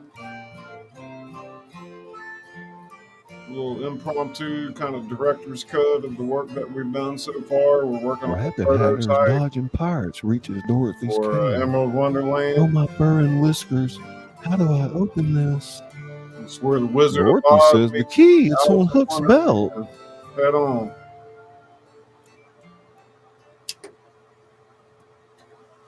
I'm doing wonderful tonight. I'm having a great time. I feel wonderful. The battle rages Kicking on. back. Neither side gaining clear advantage. Suddenly, Izzy's Hook's working hook hard out raises there. Peter's arm. Vegas is Peter moderating. feeling his powers weak. We've got Sunshine out Not there. so cocky now, Pan. My new hook drains magic with every touch. I'm not sure if Popcorn's still here. He might have had Even a as sack the already. falter as Hook's forces press their hand. All seems lost. Tinkerbell and Tinkerbell Fairy zoom in. But I'm having to hit all the Pixie buttons dust. tonight. She's in the chat. Sprinkled over our Behind heroes, the scenes, rejuvenating them. Thanks, Tink. Now let's finish this. With renewed vigor, the heroes launch a counterattack. Alice Now giant-sized again, grabs Hook's monster pet and hurls it back into the sea. See if we can't get some color. Line Hatter that. produces a Put all last-ditch 15 everything but the emojis kitchen up. sink bomb from his hat, scattering pirates everywhere. Cheshire Either Crow, that or fully give us invisible, Tabasco. snacks the key from Those Hook's things belt like and that. tosses it to the rabbit hat. Just a little thing we do. And 1010 is my favorite number, so sometimes we like to do that. As the rabbit hatter frees Dorothy, Hook and Peter's duel reaches its Izzy's climax. Their emoji. swords lock, faces inch This is apart. Vegas's emoji. Give up, boy. Neverland will be mine. Sorry, Hook, but Now we're going to Neverland be isn't putting yours this to book take. It together real belongs to soon every for child this who first dreams of season, adventure. and all of our members will get With a mighty credited effort, in Peter the disarms Hook, sending the magical hook I can flying. call it It the lands on the deck with a clang, its power fading. dedication page. No, this can't be happening. Pirates, seeing their captain defeated, begin to surrender. Our heroes cheer, but the celebration is short-lived. Credit page. Stray cannonball hits the ship's mast, sending it toppling. In the chaos, Hook stumbles and falls overboard, right into the waiting jaws of the returned monster That's a pet. great emoji. The heroes watch in shock as Yeah, Hook we need to get disappears beneath sunshine the in the waves, emoji. his final cry echoing across the water. Remind me to work on that. Specks appeal.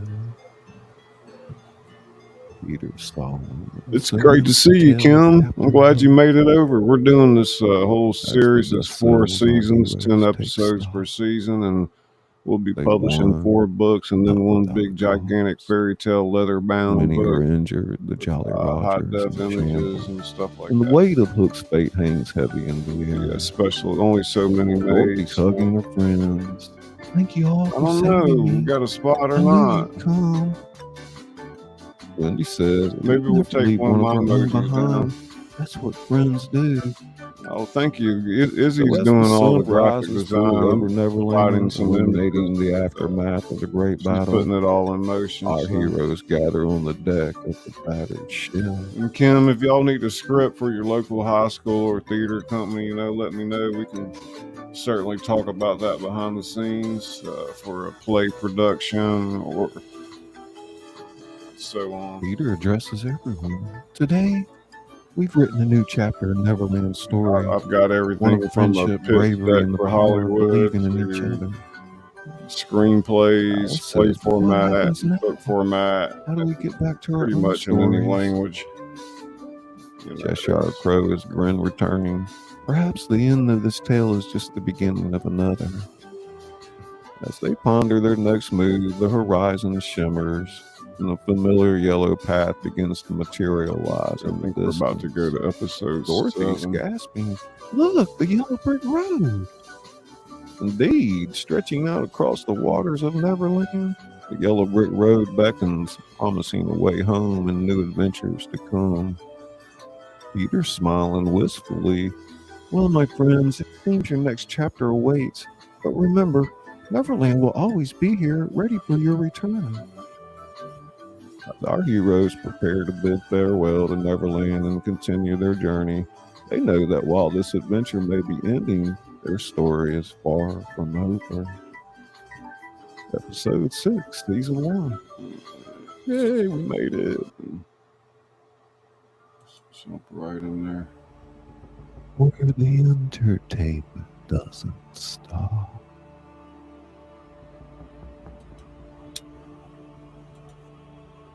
Tonight, we're going to be reading The Emerald Wonderland, Episode 7, Season 1.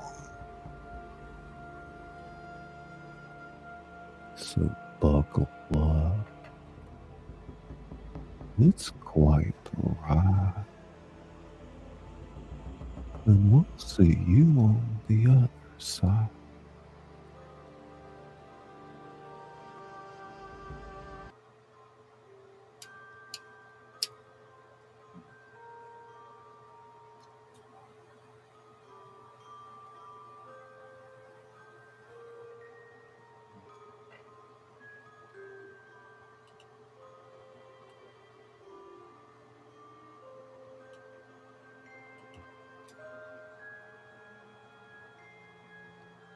In episode 7 of Emerald Wonderland,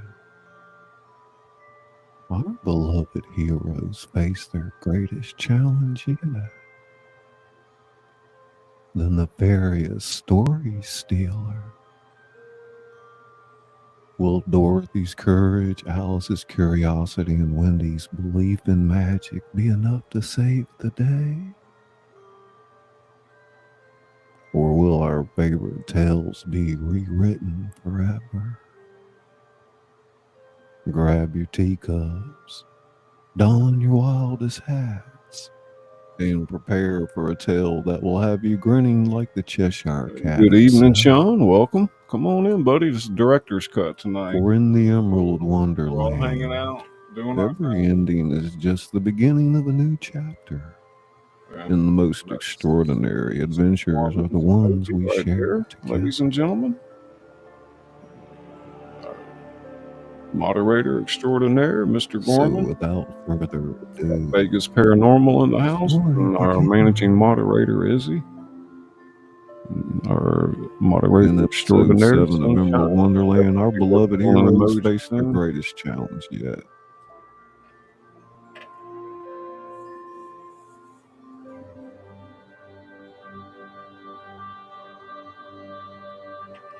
Recap of episode 5 through 10, season 1. This coming Sunday night, 7 p.m. Central, we'll be doing our episode 1 of season 2. Our band of heroes find themselves back on the yellow brick road, the shimmering path stretching out before them. The air is thick with the scent of adventure and something sweet. Dorothy sniffing the air. Do you smell that? It's like a bakery. Alice looks on. Indeed, and look there. Just off the path stands a quaint cottage. Its walls made of gingerbread and the roof tiled with candies. Frosting icicles hang from the eaves, and a path of gumdrops leads to the door. I say, it's like all my tea party dreams come true. Wait, isn't that the witch's house from Hansel and Gretel? The group pauses, torn between curiosity and caution.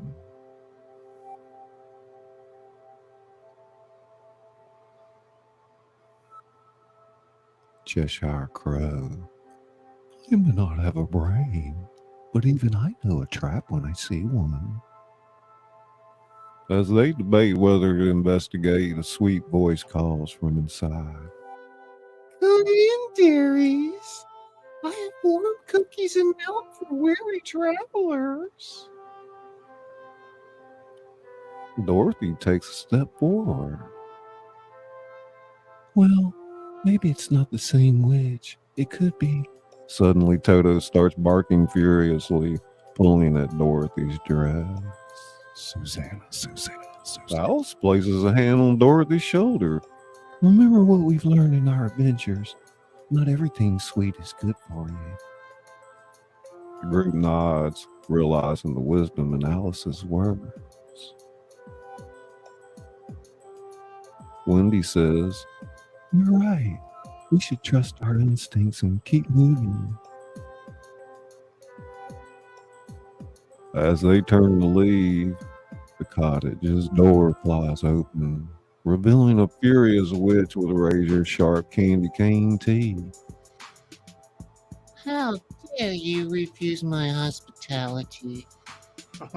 Before she can attack, Know two where that figures voice leap came from the from. bushes nearby, landing between our heroes and the witch. Yeah, that was me, Sean. I was like, First is a dashing young man, half little Red Riding Hood, complete with a red cape, and half big bad wolf with furry ears and a tail.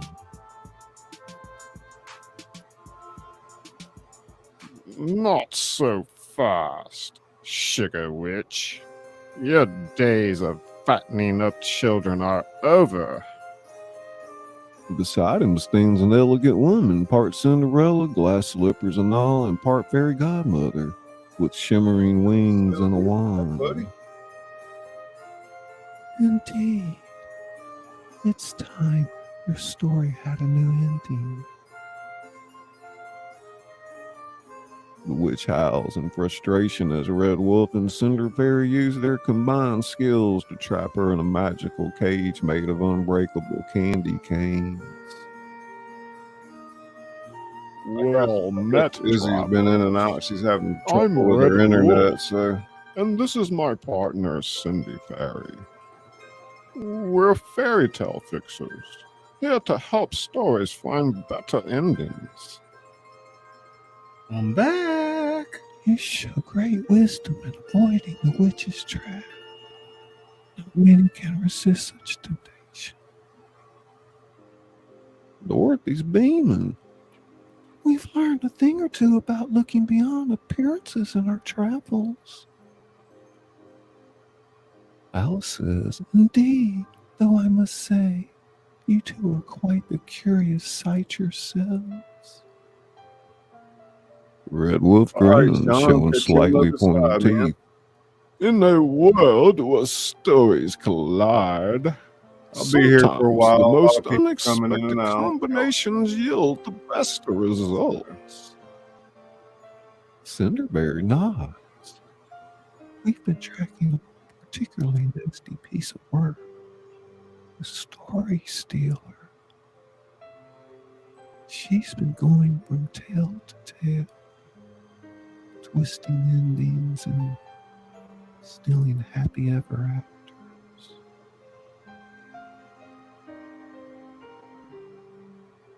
Linehatter's hat's turning into a detective's cap. A mystery, how delightful! Wendy's getting excited. Perhaps we could help. We faced our fair share of villains. Red Wolf and the Cinderberry exchange glances. Well, we could certainly use the assistance. The story stealer is crafty, and she amassed quite an army of corrupted characters. But be warned, she's unlike any witch you faced before. She has the power to rewrite reality itself.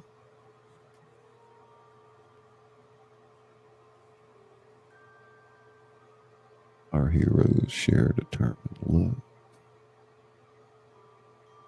They've come too far and faced too much to back down now.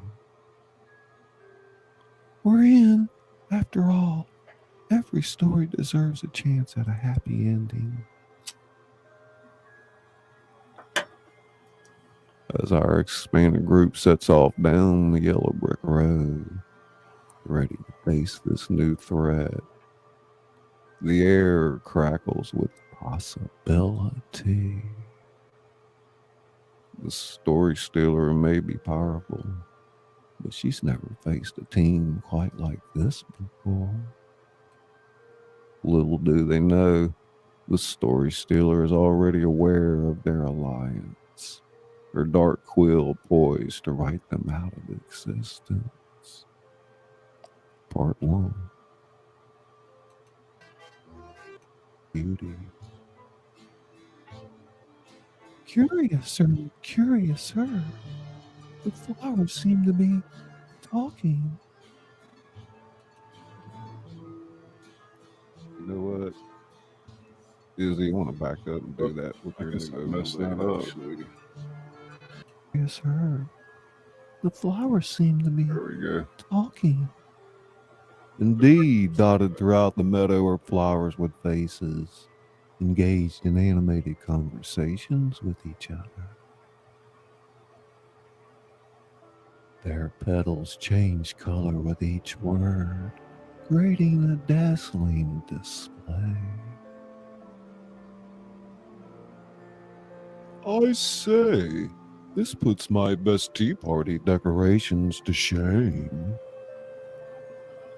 As they ventured deeper into the meadow, they noticed something else extraordinary. The very air seemed alive with whispers, fragments of stories, bits of rhymes, and echoes of long forgotten tales.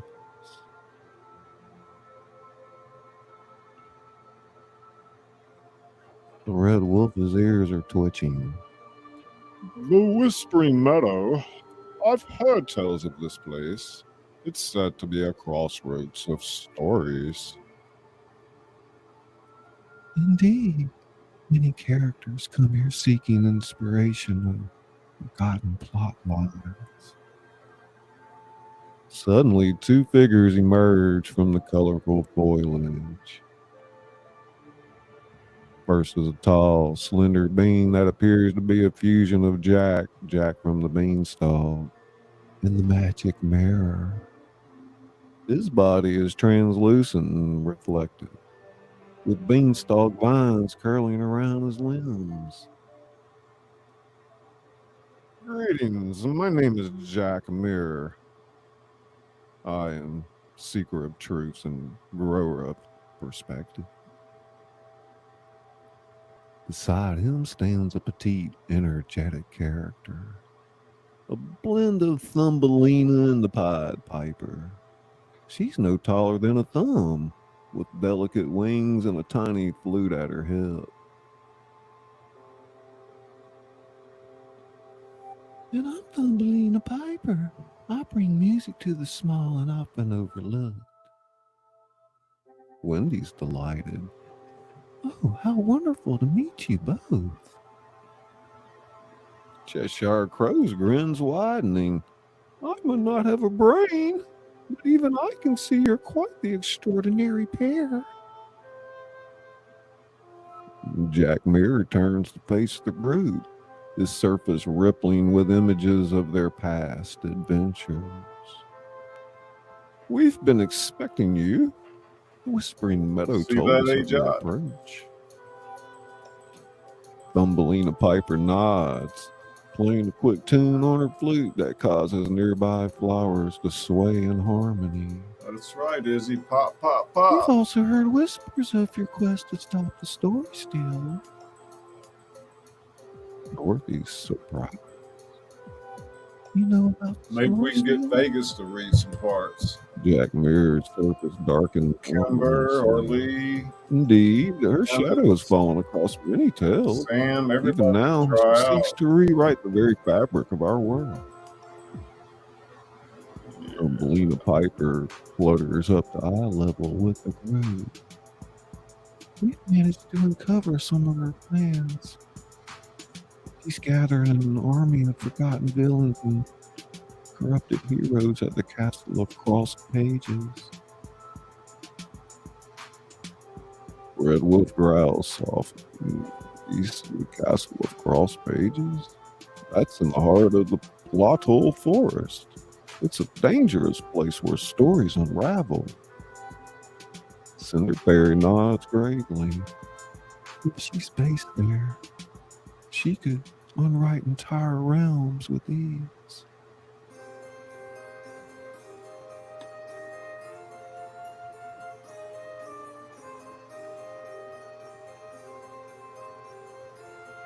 And that's where we must go. We can't let her destroy all our stories. Jack Mirror turns to Thumbelina Piper. What you say? What say you, my friend? Shall we join these brave heroes in their quest? Thumbelina Piper plays a jaunty, adventurous tune on her flute. I thought you'd never ask. Every great story needs a soundtrack, after all. As our now even larger group prepares to continue their journey, the Whispering Meadow seems to come alive around them. The grass ripples in excitement, the flowers chatter encouragement, and the air fills with the whispers of countless stories cheering them on. I say, onward to adventure, my friends. The story stealer won't know what hit her. Dorothy's smiling at her new companions. Welcome to the team, Jack Mirror and Thumbelina Piper. Together, I think we might just have a chance at saving all our stories. As they set off toward the ominous sounding plot hole forest, our heroes feel a mixture of excitement and trepidation. The story stealer may be powerful, but she's about to face a group of characters more diverse and determined than any she's encountered before. Little do they know, the story stealer's quill is already at work, weaving traps and trials into the very path they want to. Thank you so much, Wild Man. How you been doing?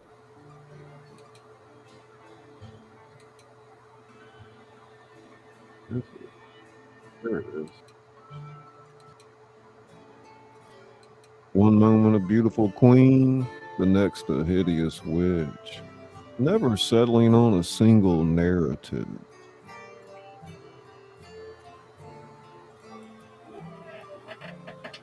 Around her, the castle's great hall is filled with cages and magical prisons, each holding a familiar face from beloved tales. Right. Oh my God, I'm slapping Cinderella, myself in her the face. glass slippers shattered, sweeping endlessly. What is he? The Little Mermaid, Place and two- trapped in a bubble of dry air, Oh my God. gasping silently. I don't even want to bother with those things. Sleeping Beauty, awake but unable to move, her eyes darting in panic. Rapunzel, her hair cruelly shorn, reaching for locks that are no longer there. Gina, Scully, Good Lord. Gina, Scully. Night, night, Norma. The story stealer's laugh echoes through the hall, a sound that makes the very stones of the castle shudder. Oh, my precious collection. Soon you'll be joined by some very special additions.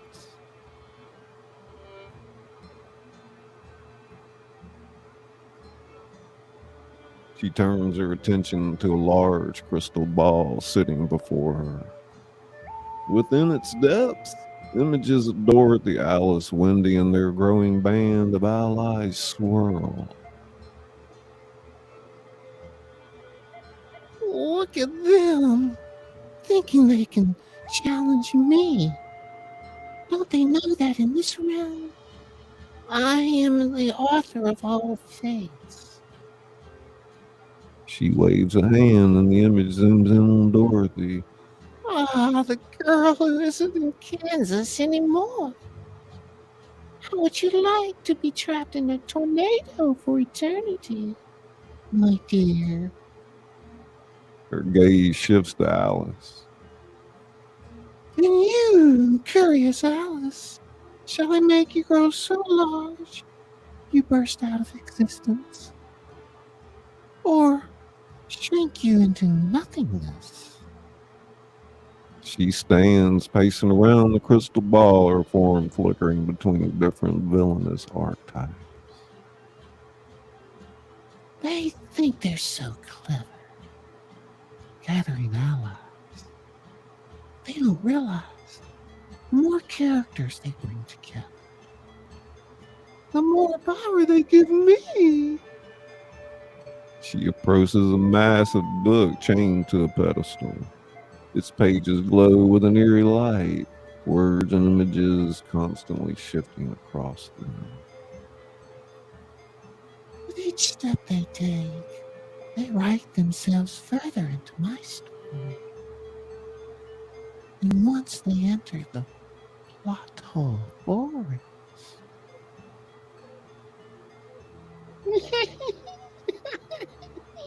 well, just say, every story has a happy ending. Suddenly, a new figure appears in the crystal ball. Jack Mirror. This reflective surface rippling with hidden knowledge. What's this? A walking plot device himself? This could complicate things. She whirls back to her throne, snatching up a quill that seems to be made of pure shadow. No matter. I'll simply have to accelerate my plans. It's time to remind these would-be heroes that in the game of stories, I hold all the pages. As she puts the quill to the glowing book, the castle trembles. The imprisoned characters cry out silently, sensing the impending doom. Come to me, my little heroes. Your final chapter awaits.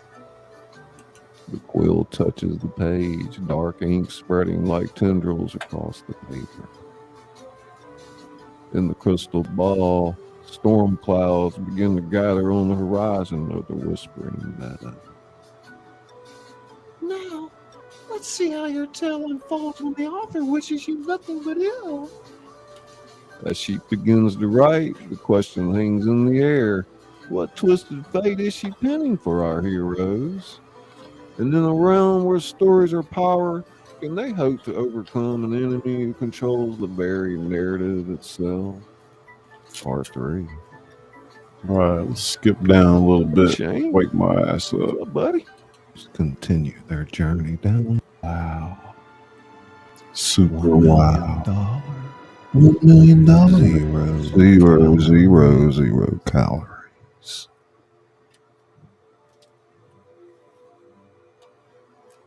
Tingle, tingle, tingle, tingle.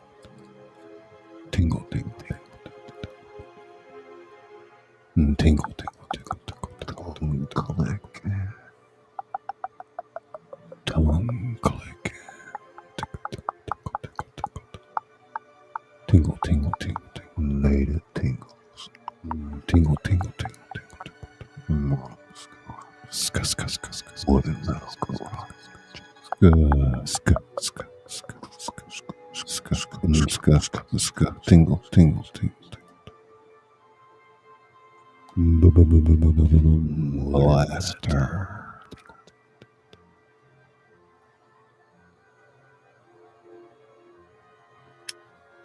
Hey, it's almost sentient. Blitz quickly escalates into a torrential downpour unlike anything they've ever seen.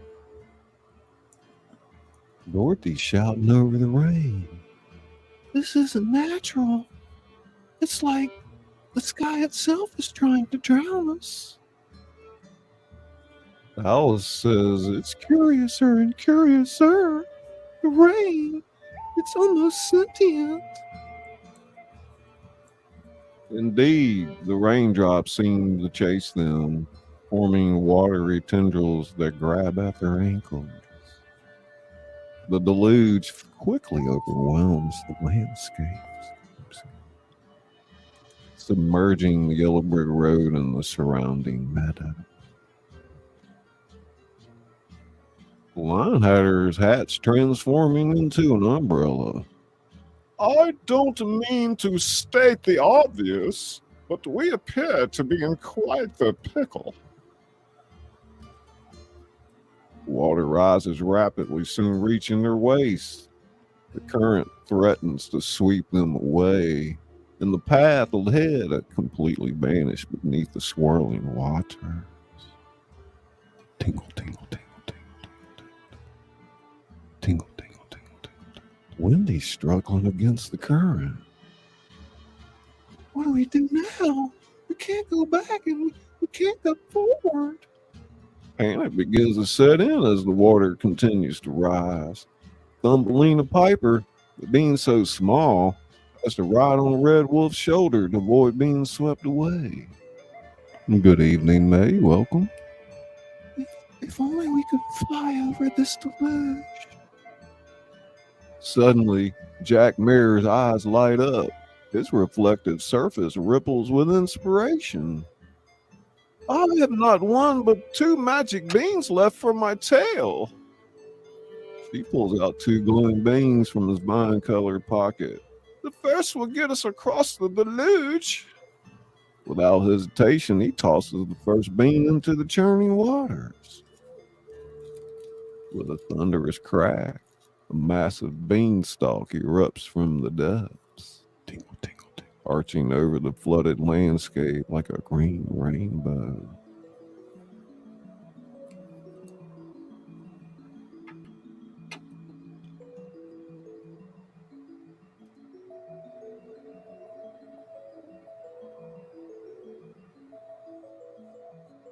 Our heroes quickly scramble up the slippery stalk, dodging lightning strikes and battling fierce winds as they make their way across. I never thought I'd say this, but I feel too big. Thumbelina pipers clung to Red Wolf's fur. As they near the other side, where the yellow brick road emerges from the waters, a thunderous roar shakes the very air around them. Emerging from the mist is a colossal figure, a giant, his face contorted with rage. Fee-fi-fo-fum, I smell the blood of one who killed my brother. Dorothy gasped. Oh my, it's another giant. Jack Mirror, his reflective surface paling. It's the brother of the giant from my tail. He must have sensed the magic bean activation.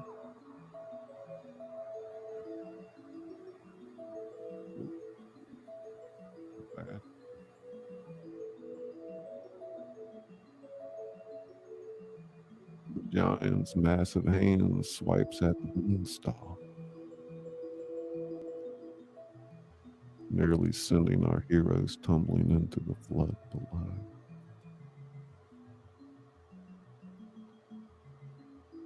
You'll pay for what you did to my brother, Jack. The Red Wolf growls, "This isn't your Jack, you overgrown oaf." But the giant is beyond reason. He begins to climb the beanstalk, shaking it violently with each movement. We need to do something quick. Jack Mirror reaches for a second bean, but hesitates. If I use this, we'll have no way back. Better stranded than squash, I'd say. As the giant draws near, our heroes frantically search for a solution. Suddenly, Lionhatter's hat transforms into a massive slingshot. Jack, use this. Jack Mirror grabs the slingshot, his reflective surface rippling with determination. Hey y'all, Izzy came up with the idea to shoot the magic bean out of the slingshot into the giant's mouth. I just thought that was funny, and y'all should know that. That's how we discussed it, and she came up with the idea. Really cool. He loads the second magic bean into the sling. I hope my aim is true. The giant opens his mouth to roar another threat, and Jack seizes the moment. He lets the bean fly straight into the giant's open maw. For a moment, nothing happens. Then, the giant's eyes widen in shock. A rumbling sound emanates from his stomach, and suddenly a beanstalk begins to grow out of his mouth. The new beanstalk grows at an incredible rate, wrapping around the giant and pulling him back down into the flood waters below.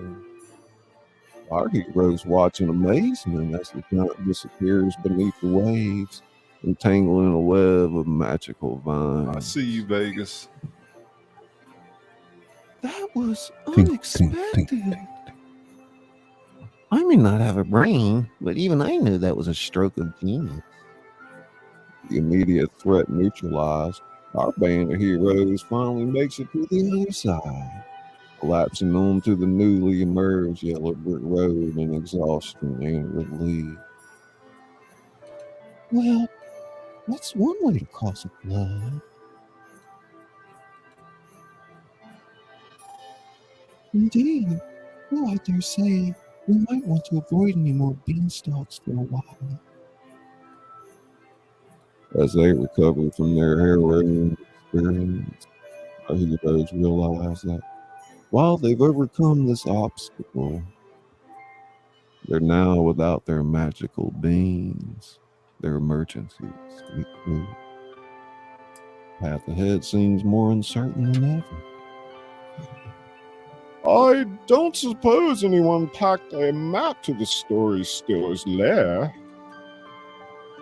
The group exchanges worried glances, the reality of their situation sinking in. They've survived the flood and the giant, but what other challenges lie ahead on their quest to stop the story stealer? Part 4. It will be leather bound. We'll have beautiful. Yeah, Wild Man, we're gonna publish a book here in a couple of months on first season. I will transcribe it into a novel form and publish it with Amazon. And we'll see what happens. We will take all 4 books and make one large book, a special edition that will be leather bound. We'll have beautiful color digital art in it with journal inserts, things like that.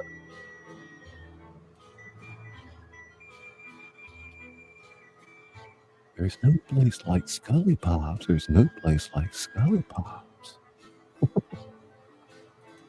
Oh my goodness. Yeah, so y'all share it out, let people know what we're doing. We're definitely interested in creating a series like with Netflix or somebody of that nature. I'm not so certain I'm looking for book rights with like Random House. I believe I want to control distribution myself. I think the world has changed, and at any rate,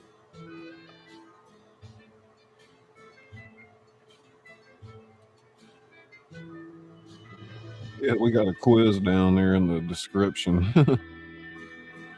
I'll probably have more fun things like that too, but one step at a time. And then next year we'll do an all-star cast theater production. The thing is, like with like theater groups, universities, high schools, they could adopt just a season and do one season instead of all 4. I mean, if you think about it, you never would be able to do all 4 like in a play. I mean, I can turn this like if you need the play format, I can put it in that format or whatever.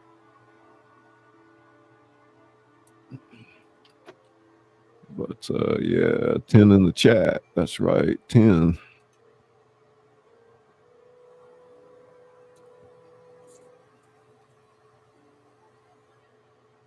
That's right, 10 is like the perfect number.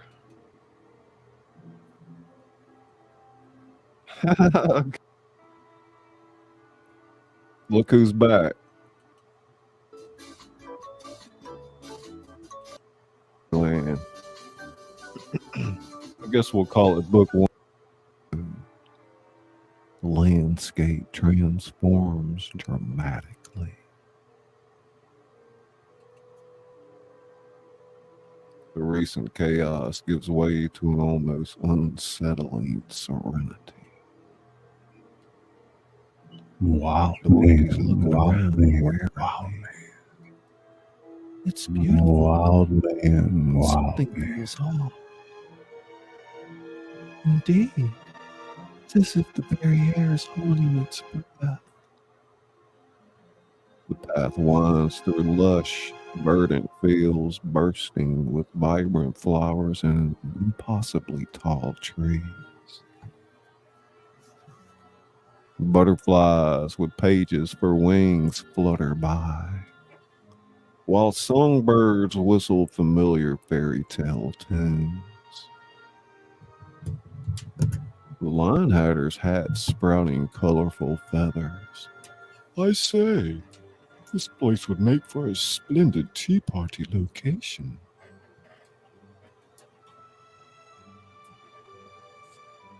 As they round a bend, they come upon a sight that stops them in their tracks. The yellow brick road now leads through a massive field enclosed by towering walls. But these aren't ordinary walls. Perched atop them are thousands of Humpty Dumpty characters, their egg-shaped bodies Gleaming in the sunlight. Great heavens! I've never seen so many Humpty Dumptys in one place. Red Wolf's ears are twitching. Something's not right. Listen.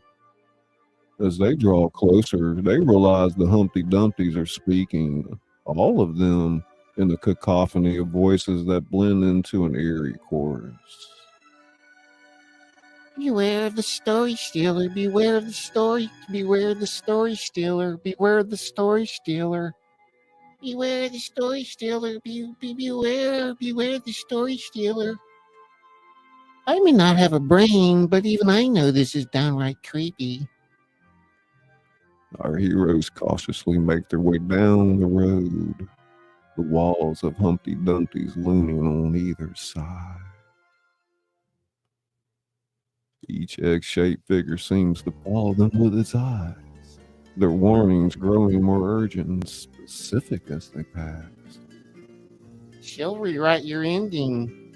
Don't let her get the quill on you. She'll rewrite your ending. She'll rewrite your ending.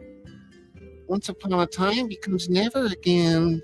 Don't let her get her quill on you. Once upon a time becomes never again. She'll rewrite your ending. She'll rewrite your ending.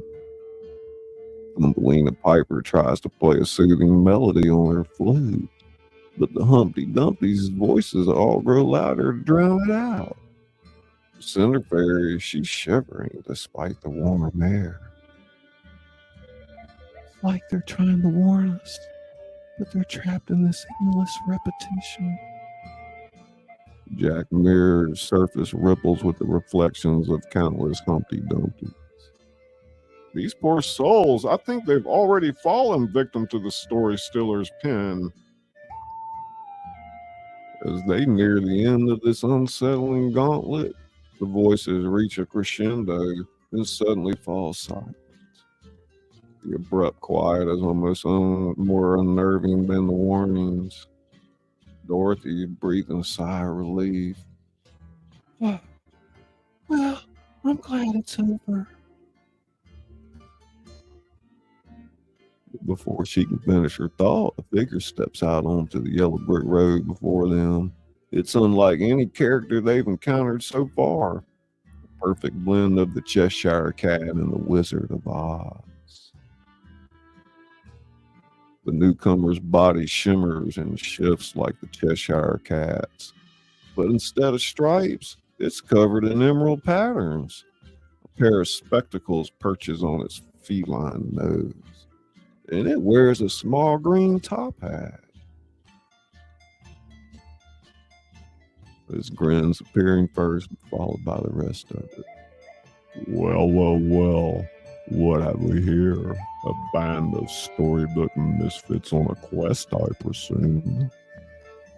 Our heroes exchange uncertain glances, unsure whether this new character is friend or foe. Alice steps forward cautiously. Indeed we are. And who might you be? I am the Cheshire Wizard, keeper of secrets and master of misdirection, and you, my dear friends, are in dire need of my assistance if you hope to defeat this story stealer. Red Wolf growls softly. Why should we trust you? Cheshire Wizard's grin widens impossibly. Because, my furry friend, I know the story stealer's one true weakness.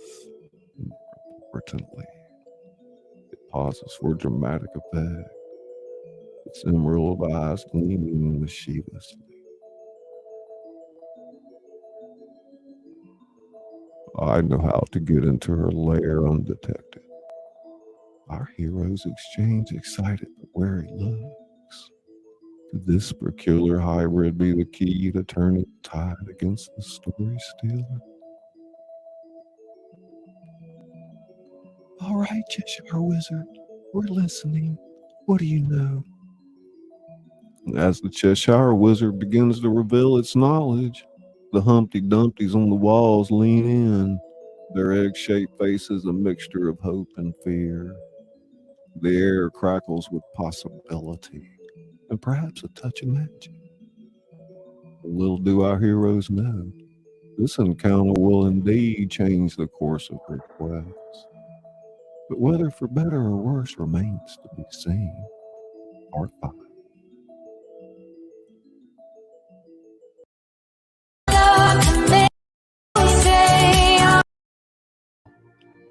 But to no avail. The Cheshire Wizard's magic seems to be interfering with her scrying. Sorry about that.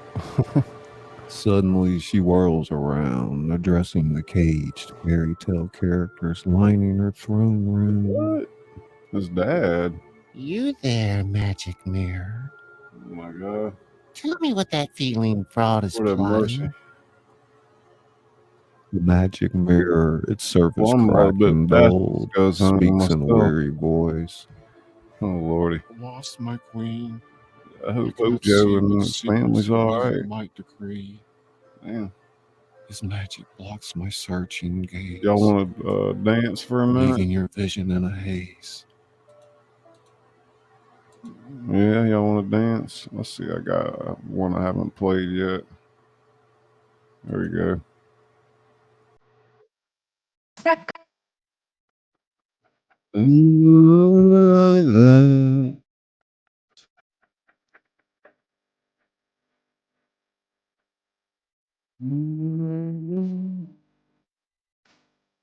So, yeah.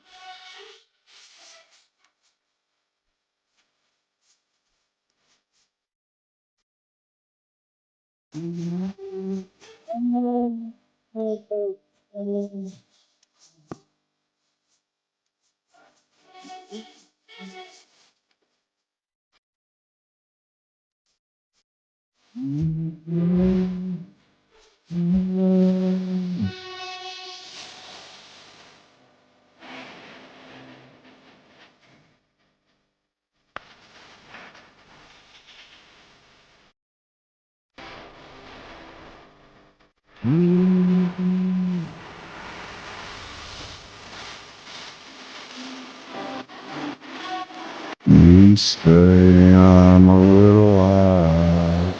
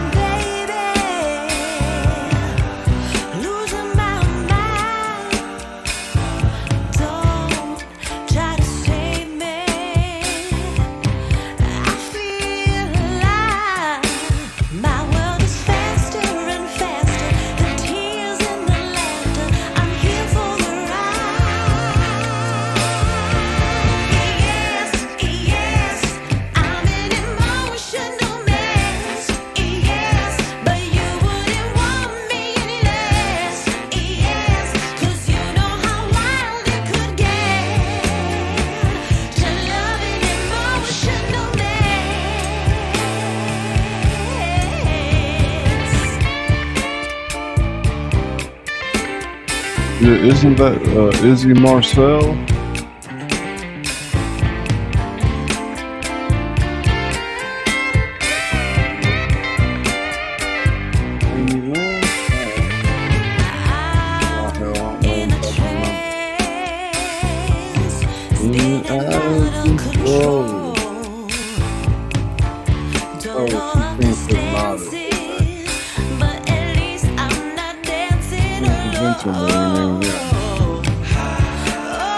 That's Amy Lynn.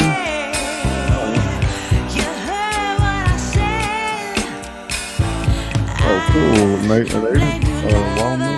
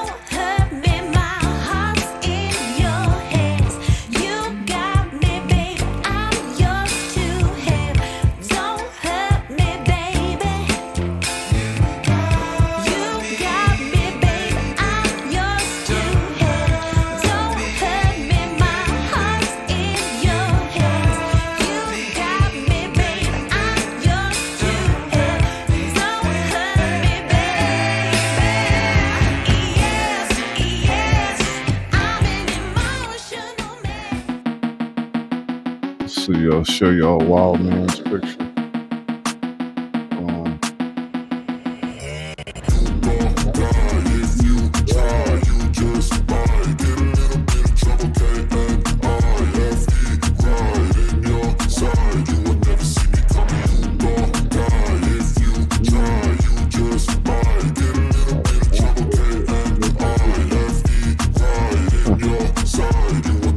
I got a switch in my head. I go from living to dead. You got me seeing all red. Now I'm becoming a threat. I fucking heard what you said. I'll make you have some regrets. And no, I never forget. So now you have a few debts. That shit, it needs to be paid with blood or some sort of pain. You caused a permanent stain, which has determined your fate. I've never seen so clear. I feel the end and it's near. The day of reckoning's here. The sound of deafening fear. Oh. You won't die if you try. You just might get a little bit of trouble. And I have the right in your side. You will never see me coming. You won't die if you try. You just might get a little bit of trouble. And I have the right in your side. You will never see me. My energy is next level, so damn you better be careful. I got an angel and devil. He snaps me straight in the temple. I'm ready to be a rebel. I've got a lot of potential hidden inside of this vessel. That shit is so exponential. I need a first class ticket to the top, no limit. I don't play no gimmicks. I'ma take you to the clinic. If you want a taste, come at me and you will be replaced. They won't find a trace of you anywhere or any place. If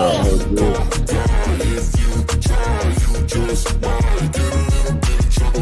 And I have the right in your side. You will never see me coming. You won't die if you try. You just might get a little bit of trouble. And I have the right in your side. You will never see me coming. This archetypes. One moment a wicked stepmother, the next a malevolent sorcerer. No, I was trying to pull up your picture, Wildman, but I couldn't figure out how to do it. Useless. The heck? She storms over to her massive book. Its page is still glowing with life and energy. Furiously, she begins to write. Vegas. Wheels scratching across the paper with violent strokes. How you holding up, Izzy? Wizarding feline thinks she can outfox me. He's sorely mistaken. I'll rewrite his very existence. As she writes, the castle trembles and the imprisoned characters whimper in fear. Dark tendrils of ink spread from the book, seeping into the wall and floor. Suddenly, a small, timid Big voice old pipes bowl up of from Rice one of the Krispies, cages. man. Let's sit here and Cinderella. listen to this. Her once beautiful gown now in tatters. You can't stop them. You know, heroes always find a way. Sounds good. Story Stealer Mom, freezes, then slowly turns to face Cinderella. Cruel smile spreading across her face. Oh, my dear, sweet, simple Cinderella. Haven't you learned by now? In my story, there are no heroes. Only characters waiting to be rewritten. He glides over to Cinderella's cage, her quill poised menacingly. Perhaps it's time I gave you a new role.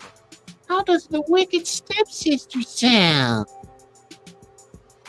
Oh my God. That's Cinderella shrinks back in terror as the Story Stealer laughs maniacally. But as she turns back to her book, a flicker of doubt crosses her face. That blasted Cheshire wizard. What does he know? He's planning. She returns to the crystal ball, watching our heroes intently as they continue down the yellow brick road with their new ally. No matter, let them come. I'll be ready. And this time, I'll make sure their stories have a very unhappy ending indeed.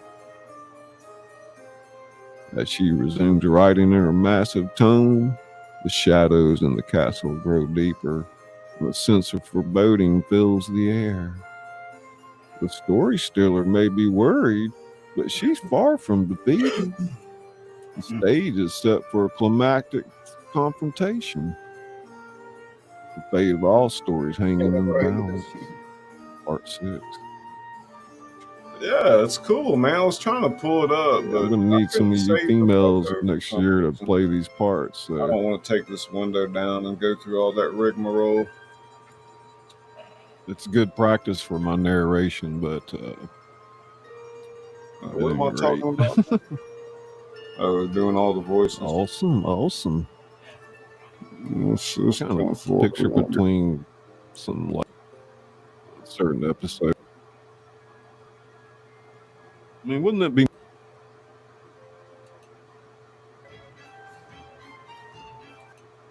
it's pretty good. Looking at all this. They enter the castle, navigating through corridors that twist and turn like the plot of a complex novel. Finally, they burst into the grand throne room. The Story Stealer rises from her throne, her form flickering between various villainous archetypes. Welcome, foolish heroes, to the final page of your tale. Dorothy steps forward bravely. We're here to stop you and free all the stories you've imprisoned. Stop me? With what? Your ruby slippers? A looking glass? You're in my realm now, where I write the rules. Oh, God. She waves her shadowy quill, and suddenly our heroes find themselves struggling against invisible bonds. Alice is straining against the unseen force. We won't let you win. The Story Stealer approaches the massive book on its pedestal. Let me show you the true power. With a single stroke, I can rewrite your entire existence. She begins to write. Our heroes feel their very essence beginning to change. Dorothy's hair her starting to darken, and Alice's curiosity fades. Wendy begins to forget Neverland. But then, Thumbelina Piper, tiny but determined, manages to free her flute. She plays a melody that resonates with the essence of pure storytelling. The notes hang in the air, shimmering like golden threads. Our stories are more than just words on a page. They live in the heart of those who believe.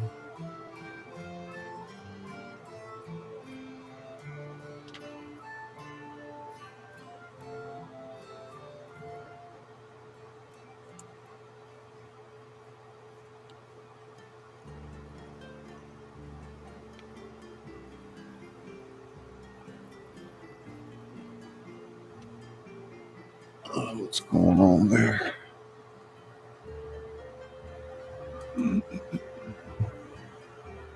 Music seems to weaken the story stiller's hold. Jack Mirror's reflected surface begins to shine brightly, casting back the story stiller's magic. Every story has two sides. For every villain, there's a hero. For every cure, a blessing. The imprisoned fairy tale characters in their cages begin to stir, hope rekindling in their eyes. I want some cereal. Cinderella, her voice is growing In stronger. a minute.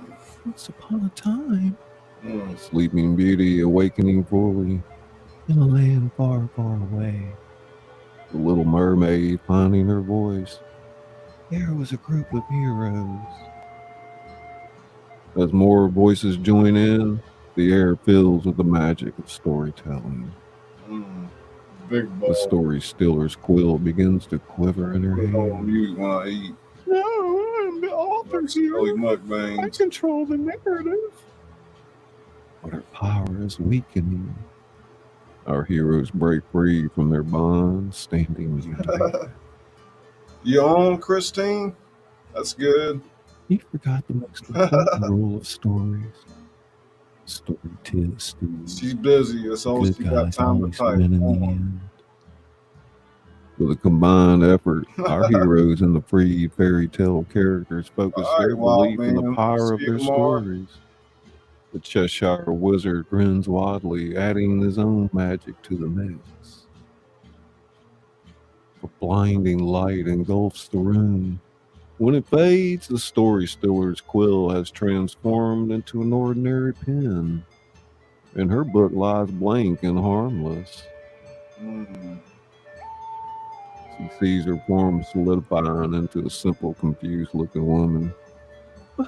But how? My cat always I looks have at me ultimate crazy power. when I eat Rice Krispies. Cheshire Wizard They're appears popping, beside her. and The thing about What stories, the my hell? dear, is that they belong to everyone.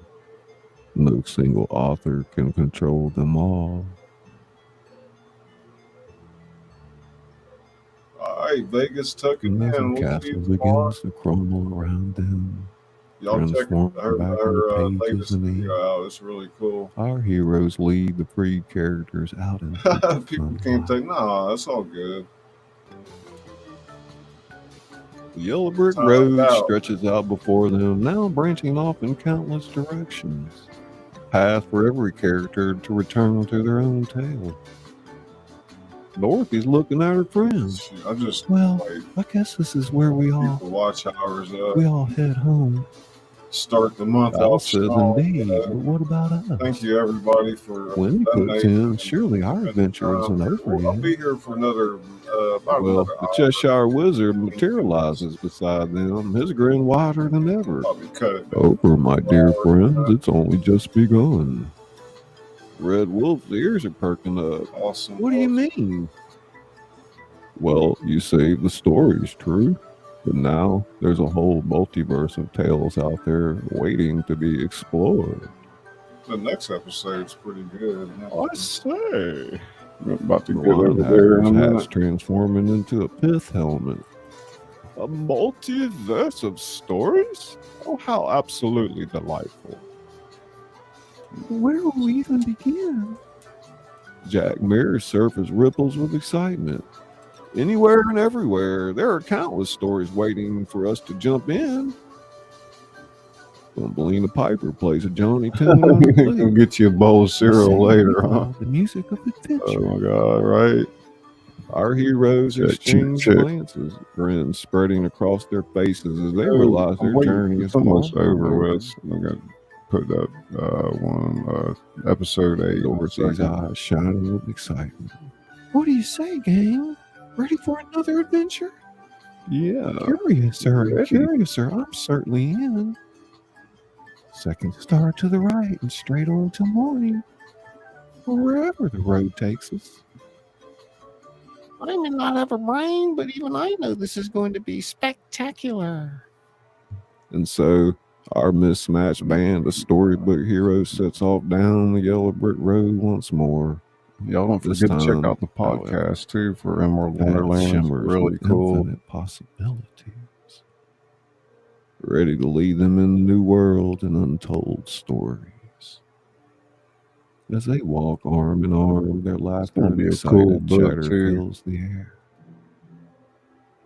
Or Cheshire Wizard series brings up the book. rear, his form fading in and out as he offers one last piece of wisdom. Remember, my dear friends, in the grand library of the universe, every book is connected. Your greatest adventure will always be the one that's Some just of the about latest to begin. photos I made today, the different versions of the yellow brick road. Episode 7. There we go. Let's jump over to 8. About 20 minutes. Hold this tell true. As they debate, hey Toto, Scarecrow. So we usually start about 20 minutes into the show, so it's a cool overlay too that Izzy made. I'll go ahead and pull that up and get that going so I can go get me some cereal.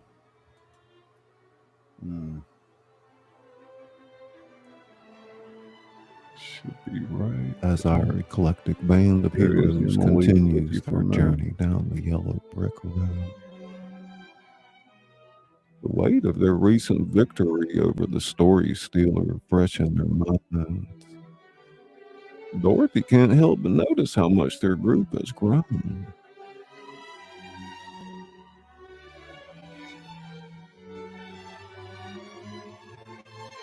You know, we're quite the crowd now. Nothing like when it was just me, Toto, Scarecrow, Tin Man, and the Cowardly Lion. Alice says, indeed, our little tea party has become quite the grand affair, hasn't it? Wendy replies, it's like all the best parts of every story have come together. Lion Hatter, his hat sprouting miniature versions of each character. A marvelous mishmash of magnificent misfits, if I do say so myself. Dorothy nods, a thoughtful expression on her face. I think we need to take stock of who we are now. We're not just travelers anymore. We're a community. Red Wolf replies with that. Pup's got a point. We should know our strengths and weaknesses. Cheshire Wizard materializes beside them. But in a world of ever-changing stories, can we ever truly know ourselves completely? Jack Muir jumps in. Perhaps not, but we can try. After all, our reflections show us who we are, even as we change. And so, as they walk, they begin to catalog their unique group. Dorothy, the brave girl from Kansas with her ruby slippers, now her ruby tennis shoes, combat boots. Alice, the curious explorer of Wonderland. Wendy, the storyteller from Neverland. Lion Hatter, part cowardly lion, part mad hatter. We got the Red Wolf, part Little Red Riding Hood, part Big Bad Wolf. Cinder Fairy, part Cinderella, part Fairy Godmother. Jack Mirror, part Jack from the Beanstalk, part magic mirror. Thumbelina Piper, part Thumbelina, part Pied Piper.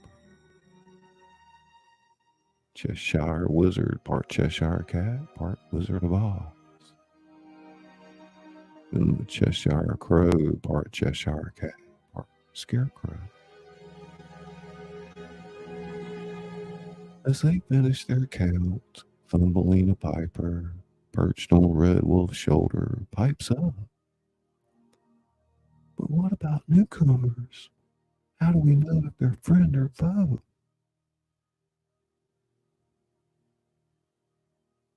A valid concern. Not every character we meet will have pure intentions.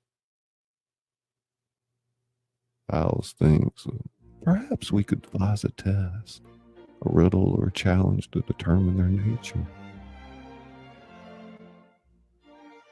Or perhaps we simply need to listen to their story.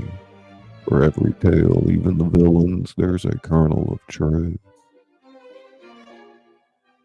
As they debate the best way to welcome new characters, the yellow brick road takes an unexpected turn, leading them into a grove of trees with leaves made of paper. Each leaf seems to contain a fragment of a story, rustling with a whispered tale. Suddenly, two figures emerge from behind story trees. First is a tall, elegant woman with the lower body of a fox, her 9 tails fanning out behind her. She exudes an aura of ancient wisdom and mischief. She is the Kitsune Queen.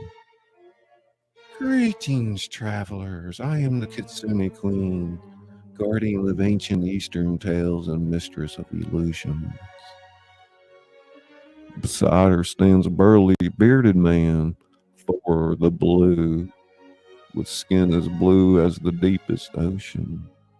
His eyes sparkle like starlight, and he carries a massive hammer that crackles with lightning. I am Thor the Blue, protector of Norse legends and weaver of storms. Our heroes exchange glances. Their earlier conversation about newcomers fresh in their mind.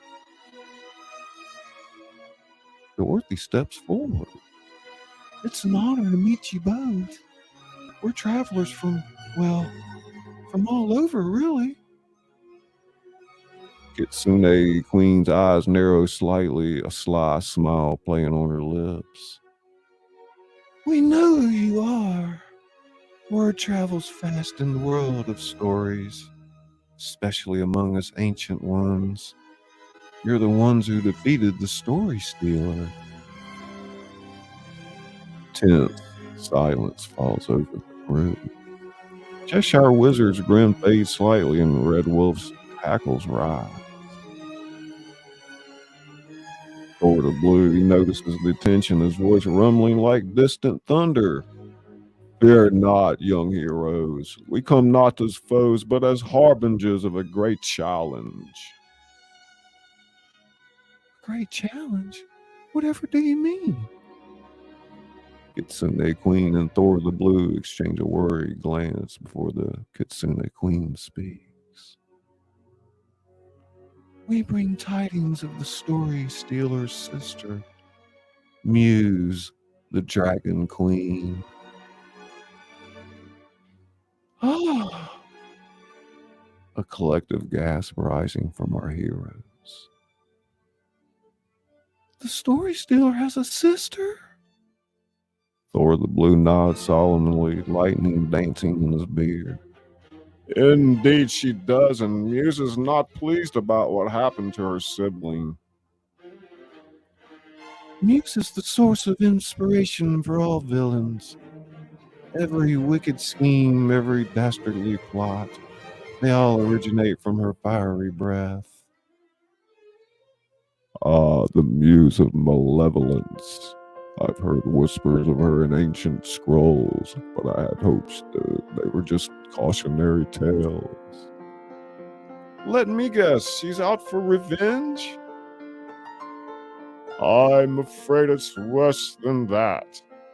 She's gathering an army of the most notorious villains from every story ever told. From the most ancient myths to the newest tales, she plans to rewrite the very concept of happy endings. Our heroes exchange worried glances. The weight of this new threat settles over them like a heavy cloak. Well, we faced impossible odds before. We'll do it again if we have to. Alice replies, indeed, every story needs conflict to be interesting after all. The Lion Hatter's hat's transforming into a knight's helmet. Here. Let's give this dragon queen a taste of her own medicine. Kitsune Queen, the path to her lair is treacherous, filled with trials that will test not just your courage, but the very essence of your stories.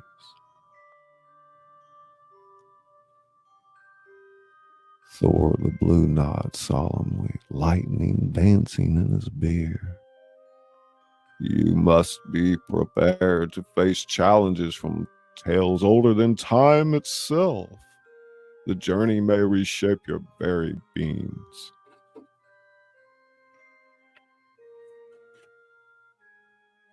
Cheshire Wizard's grins returning. To reshape a story is to breathe new life into it. I say we embrace the challenge. That was good.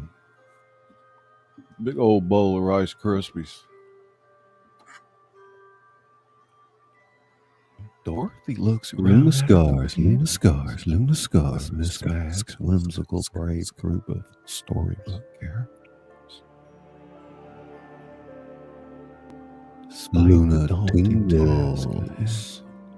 She feels a surge of confidence.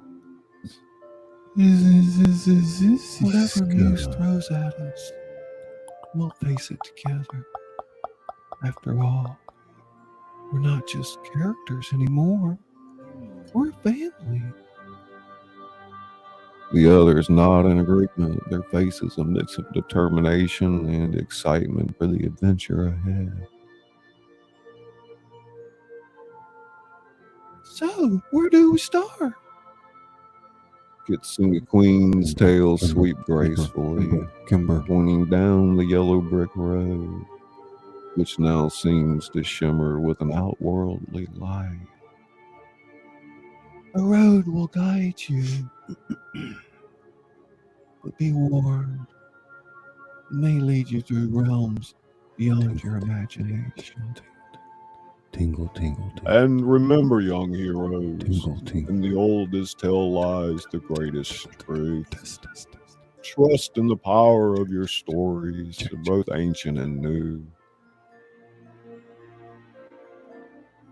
As our heroes prepare to set off on this new quest, the paper leaves of the story trees rustle more intensely, as if eager to add this new adventure to their pages.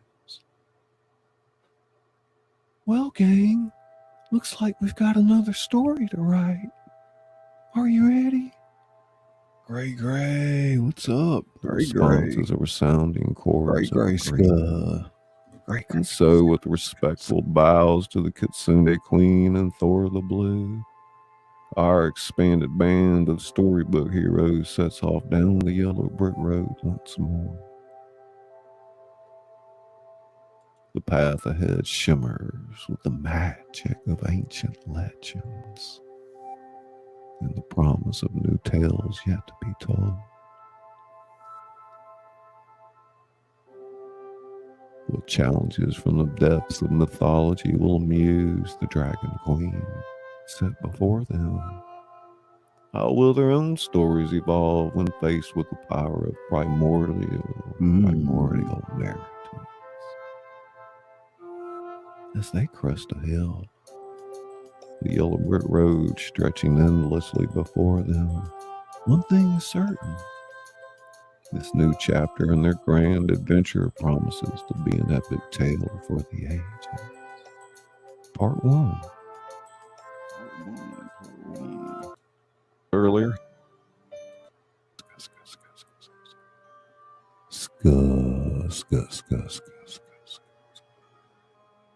Speaking of that hoodie, keep your mind warm with a Scully cap.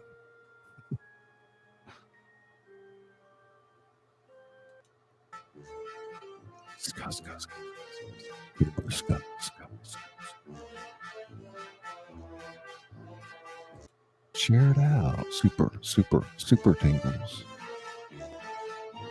Super.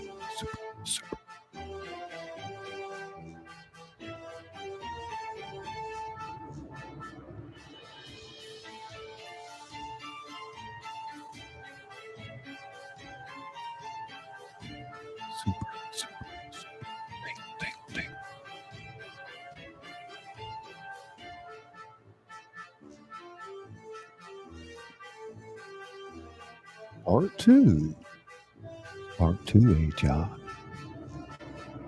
As our heroes venture forward, the landscape transforms dramatically. The familiar terrain gives way to a lush, verdant rainforest that seems to pulse with life. Toto, I don't think we're in Kansas anymore. Wallace. Yeah. He's back. Curiouser and Curiouser. I've never seen plants quite like these, even in Wonderland. The emerald jungle looms before them, a tapestry of green so vibrant they almost hurt the eye. Strange birds call from the canopy, their cries unlike anything our heroes have heard Just before. want to run down there and check on something. Entertain Kitsune Wallace Queen. while I'm The Thorns of gone. Blue weren't exaggerating about the challenges, were they?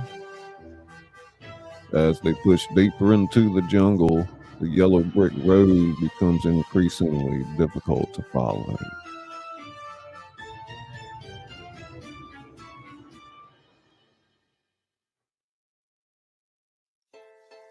Vines and roots encroach upon it, and in some places it disappears entirely beneath the thick undergrowth.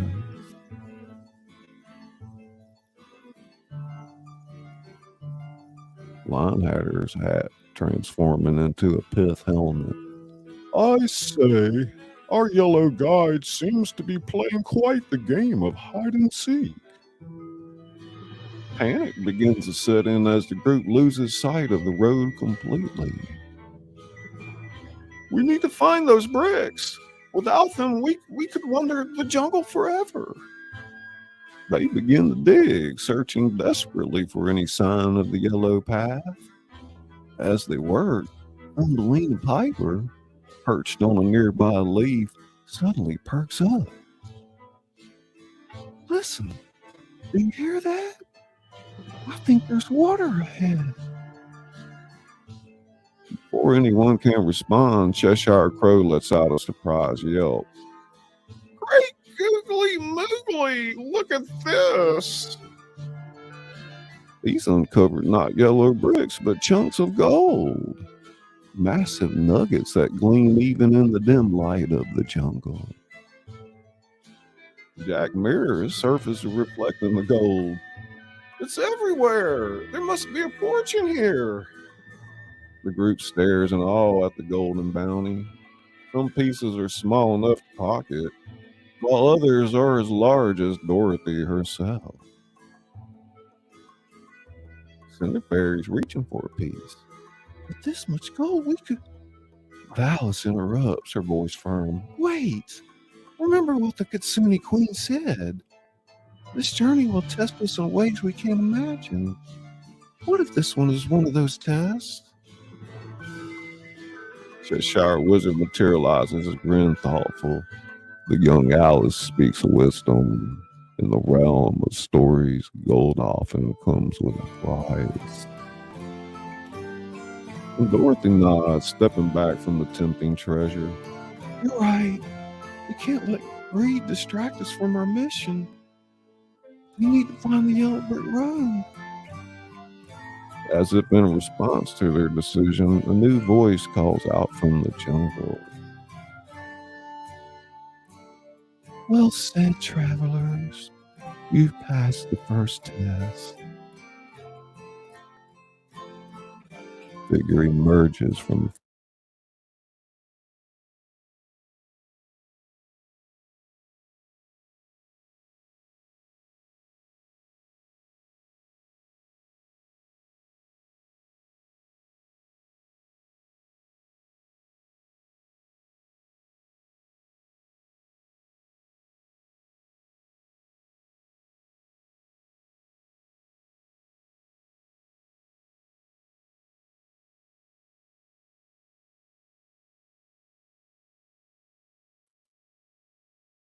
Was still in. Got booted out.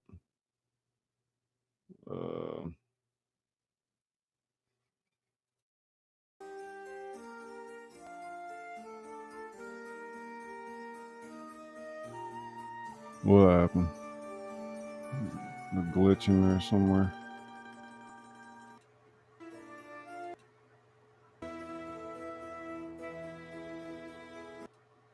A lot of wonderful members out there as well. We'll make sure we get some emojis in the chat. Right, about 75 members right there, back on the road to 100 members. So I'm very half tickled pink about that.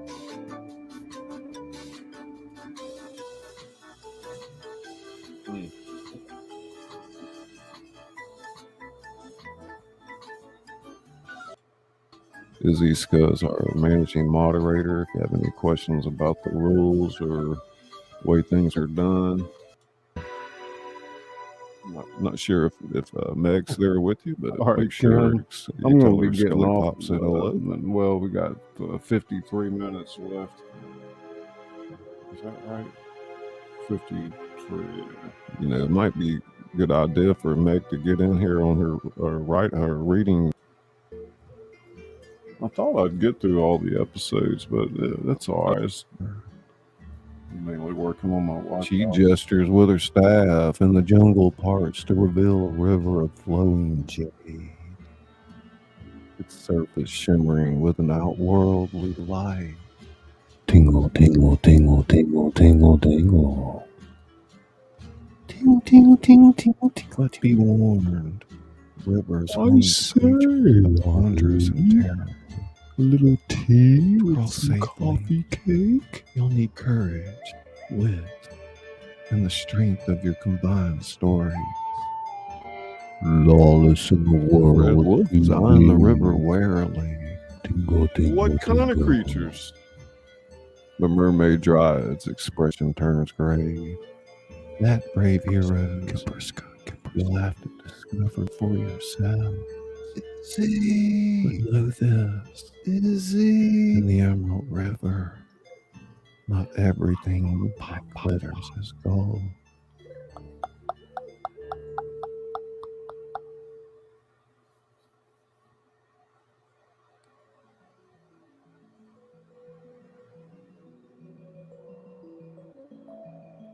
Dance.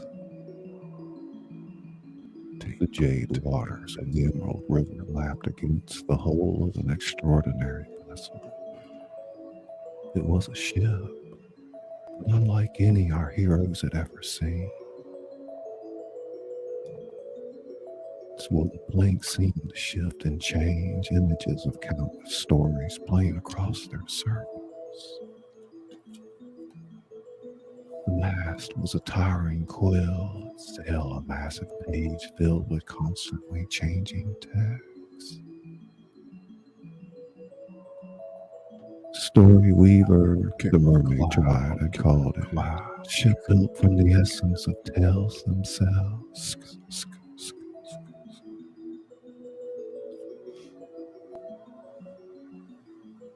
Dorothy ran her hand along the railing, feeling the wood pulse with life beneath her fingers.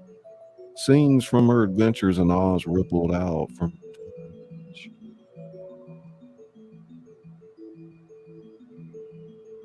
Alice leaned over the side, watching her reflection in the jade waters morph into various Wonderland characters. Curious, very curious. At the helm, Linehatter stood proudly, his hat transformed into a captain's tricorn. All aboard the SS Story Weaver. Mind the gap. Watch your step and please no feeding the plot holes. As the ship set sail, the yellow brick road could be seen winding alongside the river, occasionally dipping beneath the jade waters only to reemerge further downstream.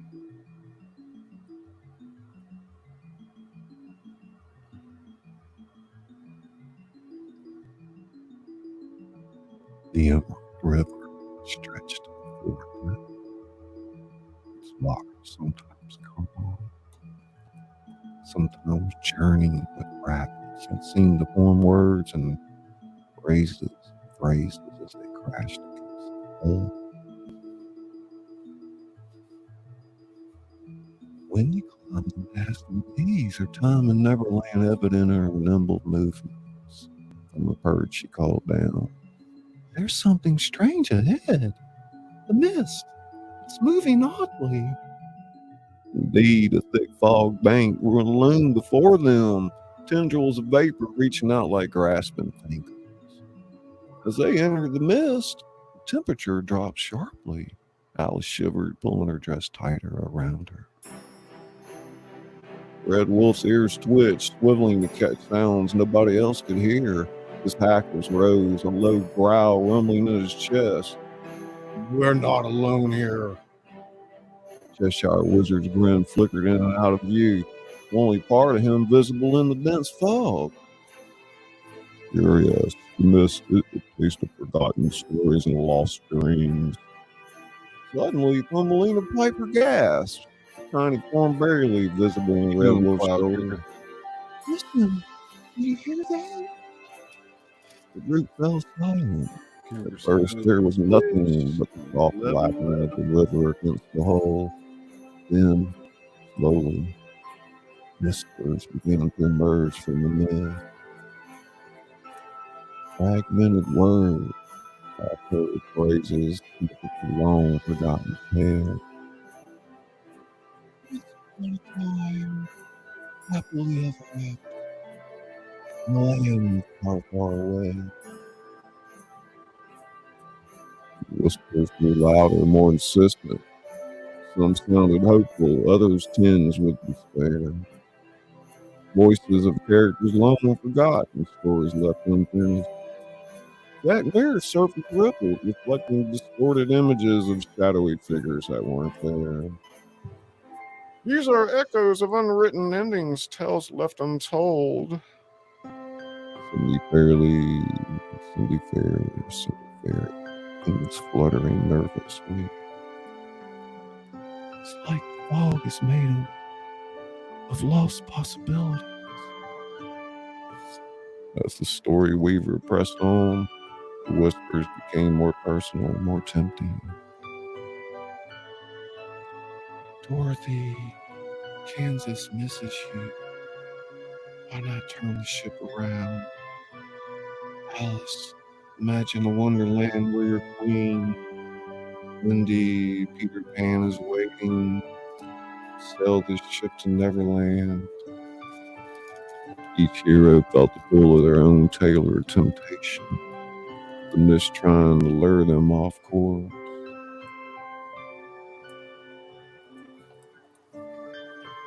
Cheshire Crow stumbled at the wheel, his grin fading. I do not have a brain, but even I know we're in trouble if we listen to these whispers. Dorothy moved to the center of the deck, her voice rising above the whispers. Everyone join hands. We're stronger together. Whatever lies ahead, we face it as one.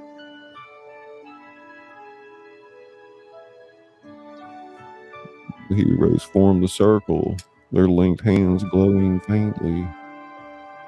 Storyweaver seemed to respond to their unity, its planks glowing with scenes of friendship and triumph from countless tales. As if in response to their solidarity, Falling asleep. the mist began to thin. Ahead, a structure loomed in the distance. Twice. It was a massive library. Spires reaching into the clouds. Books very visibly flying between windows like birds. Oh my god. The library of unwritten tales seems amused as quite the challenge in store for The man with the mustache. The Storyweaver glided smoothly towards a dock that had appeared as if by magic. Our heroes prepared to disembark. The whispers faded, replaced by the rustling of pages and the creaking of ancient buildings. What secrets lay within those walls? What unfinished stories awaited their arrival? The gangplank lowered, forming a bridge between the ship and the dock. With a shared look of determination, our band of mismatched heroes stepped forward, ready to write the next chapter of their own unfolding tale. Part 3. Let's see, part 3, episode 8. Let's see where we're at. Right. Of all sizes floated. Should be about right there. This is your director's cut for Emerald Wonderland. I'm your host, Scully Pop, the author that reads to you. The doors of the library of unwritten tales creaked open, releasing a gust of air that smelled of old parchment and infinite possibilities.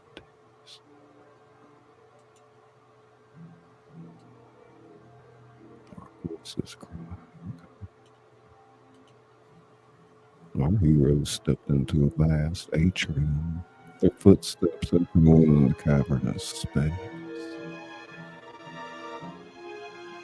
Bookshelves stretched impossibly high, disappearing into the shadows above. Tomes of all sizes floated gently through the air.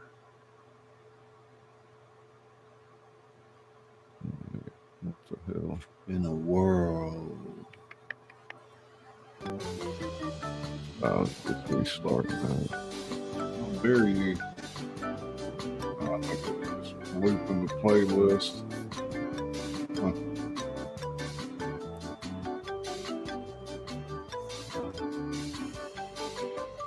Crossover. Story of my daughter's life struggles. Our voices cry.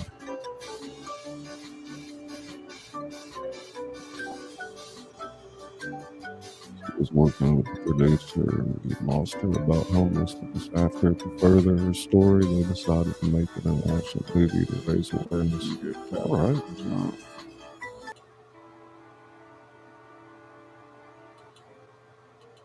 Form composed of shifting text. Welcome, travelers. What tale do you seek? Dorothy stepped forward. We're looking for information about Muse, the Dragon Queen.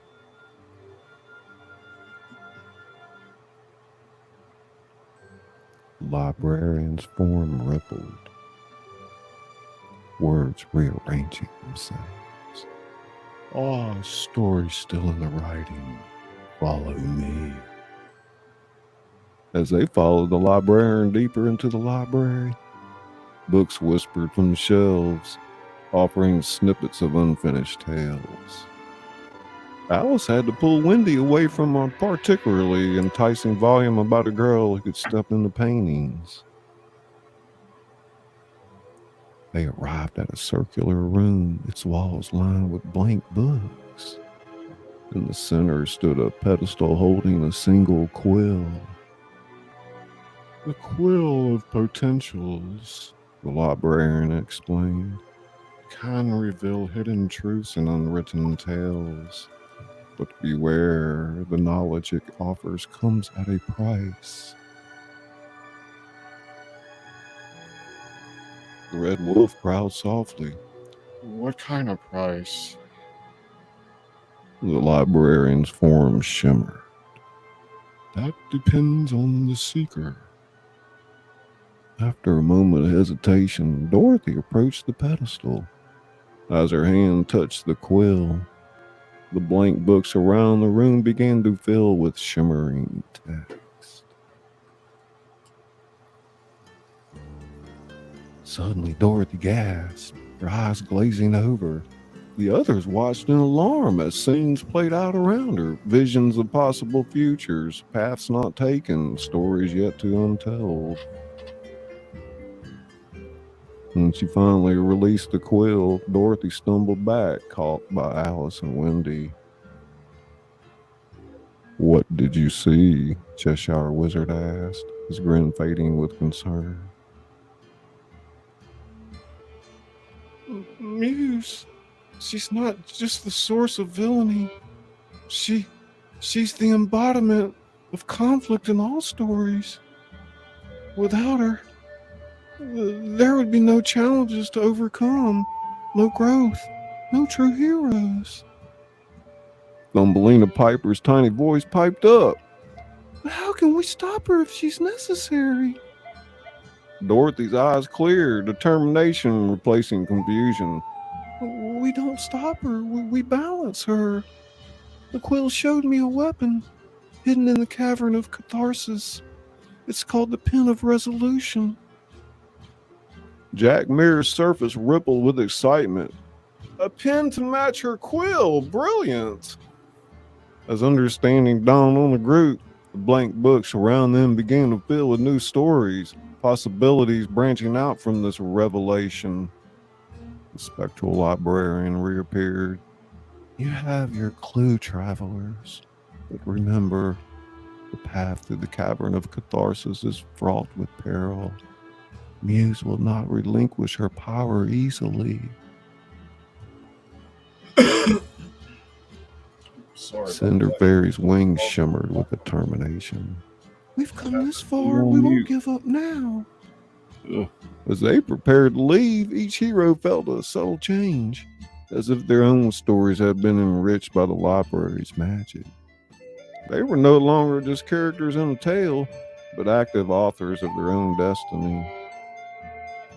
"Well, my friends, it seems we have a new chapter to write, shall we?" With renewed purpose, our band of heroes exited the library of unwritten tales. The yellow brick road stretched before them, leading towards the distant caverns of catharsis and the promise of the Pen of Resolution.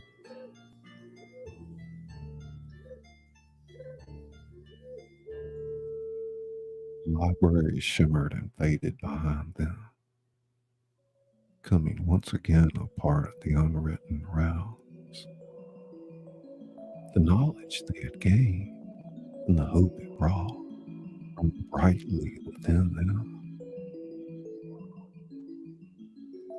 Quest to find Muse, the Dragon Queen, taking an unexpected turn. Now, with the end of their tale in sight, our heroes march forward, ready to face whatever challenges lay ahead, and bring balance to the world of stories. Part 4.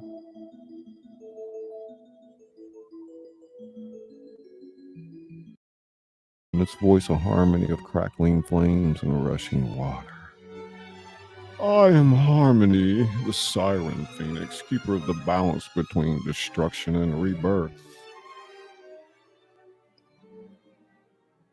Dorothy stepped forward, her eyes wide with wonder. It's an honor to meet you, Harmony. We're on a quest to find the Pen of Resolution and confront Muse, the Dragon Queen. Harmony's eyes, swirling pools of fire and water, focused intensely on Dorothy. "Ah, so you seek to balance the scales of storytelling itself. A noble quest, but one fraught with danger. Red Wolf's ears perked up.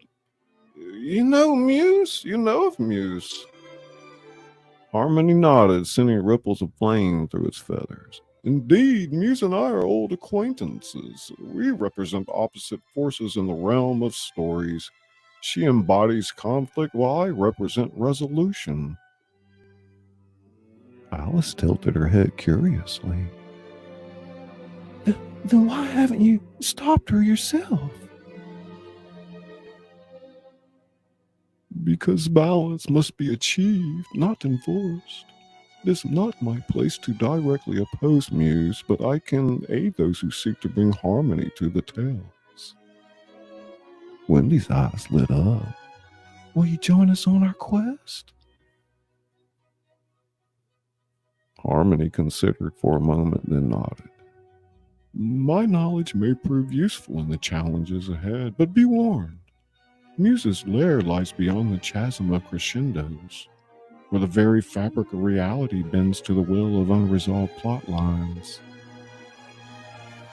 As Harmony joined their group, the thin strip of yellow brick road across the chasm widened, forming a proper bridge. It seems your presence already brings balance, dear Harmony. As they began to cross the bridge, Harmony shared more about Muse. The Dragon Queen draws her power from unresolved conflicts in all stories. The more tension, the stronger she becomes. This is also her weakness. For every conflict resolved, her power wanes. Thumbelina Piper, riding on Red Wolf's shoulder, piped up.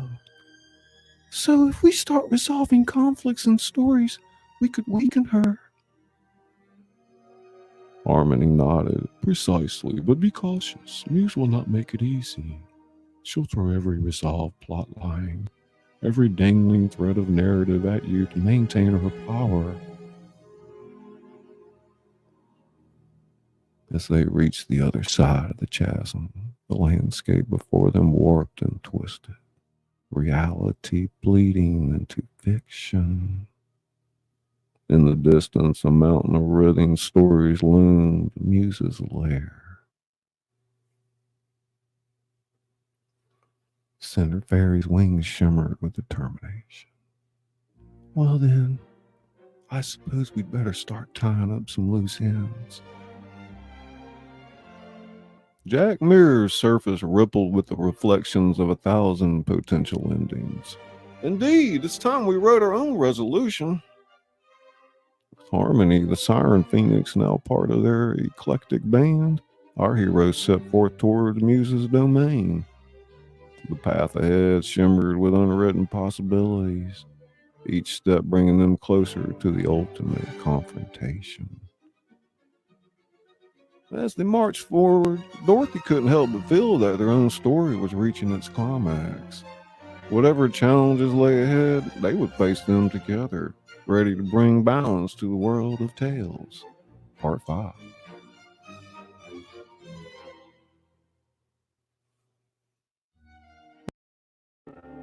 In the vortex, she watched. Deep within the mountain of writhing stories, Muse, the Dragon Queen, coiled around her throne of unfinished manuscripts. Her scales shimmered with ever-changing words, entire epics playing out across her serpentine form. Her eyes, like twin pools of liquid ink, narrowed as she gazed into a swirling vortex of narrative energy.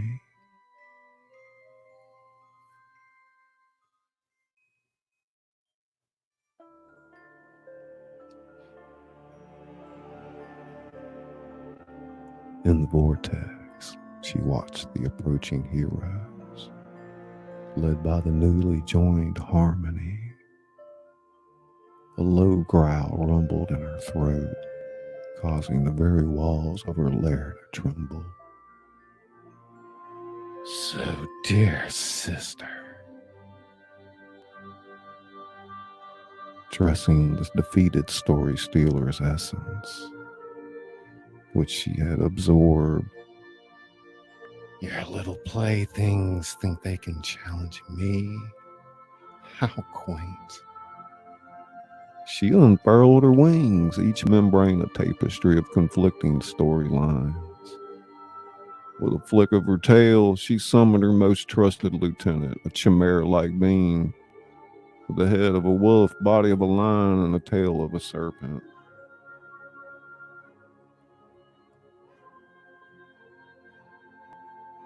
Plot twist, Muse commanded. Prepare the labyrinth of loose ends. Our guest will need a proper welcome.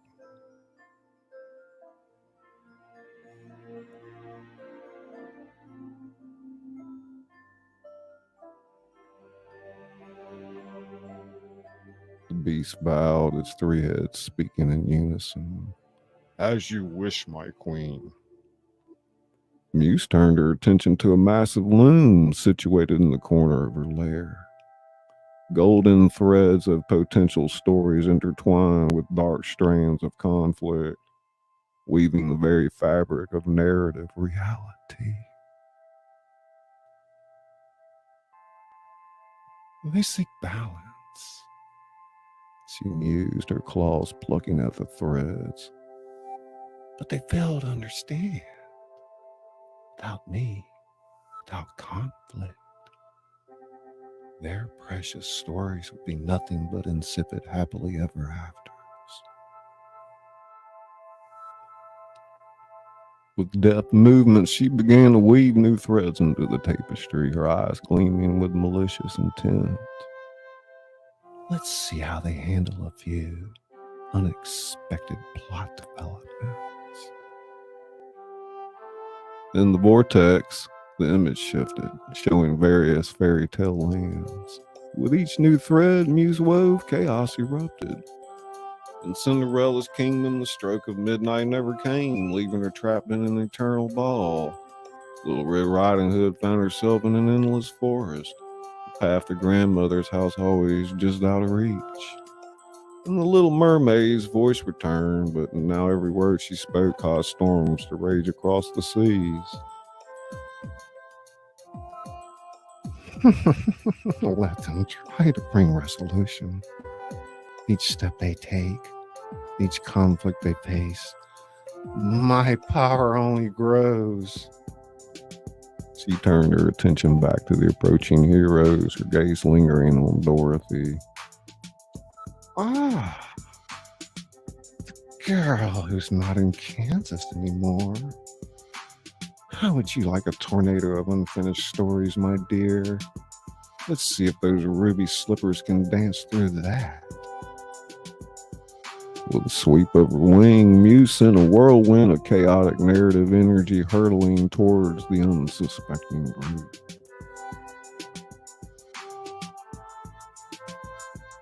As she settled back on her throne, Muse's eyes glittered with anticipation.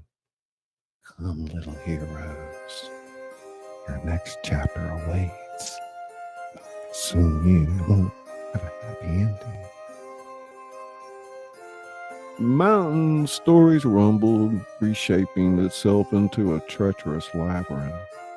Muse, the Dragon Queen, prepared for the ultimate battle of tales. Confident that in a realm of unresolved conflicts, she was unstoppable. Little did she know, the power of collaborative storytelling that our heroes had cultivated might just be the key to unraveling her carefully woven plans.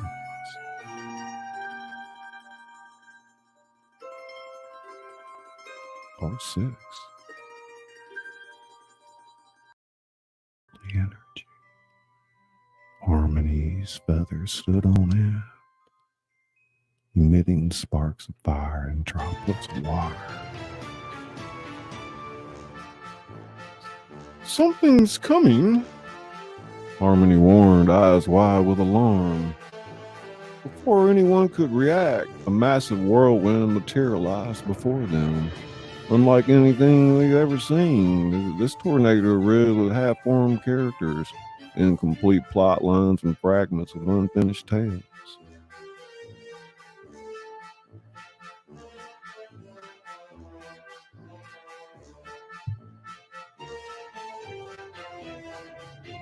Dorothy's hair whipped around her face as she shouted, Everyone hold on to each other. the group barely had time to link hands before the storm engulfed them. The yellow brick road beneath their feet shattered, every brick and transforming into a page of an unwritten story. Alice found herself falling through a rabbit hole that never ended. Familiar sights of Wonderland warping into unrecognizable shapes. Curiouser and curiouser. Wendy was swept up in a flurry of ticking clocks, each one showing a different time in Neverland. Peter Pan's laughter echoed around her, always just out of reach. Limehatter's hat spun off his head, multiplying into hundreds of mad tea parties, each one more nonsensical than the last. I'm late for a very important. What was that again? Red Wolf howled as he was bombarded by a flock of unfinished fairy tales, each one trying to cast him as both hero and villain simultaneously. Cheshire Wizard's grin flickered in and out of existence, his body dispersing in a wisp of narrative smoke. Well, this is an unexpected plot twist. His disembodied voice chuckled nervously. At the eye of the storm, Dorothy struggled to keep her footing. The ruby slippers glowed brightly. Let me make a note there. Ruby combat boots. The ruby combat boots glowed brightly, anchoring her to reality as the chaos swirled around her. She saw her friends being tossed about, each lost in their own finished story. We have to stick together. She reached out to grab Alice's hand. Remember who you are. Remember our story. Harmony, though buffeted by the winds, began to sing. The melody cut through the chaos, a lifeline of harmony in the discord. Focus on your tale. Find your ending.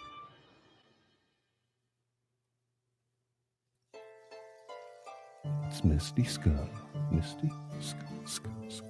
Misty Skull, Skull, Skull. Misty Tingles.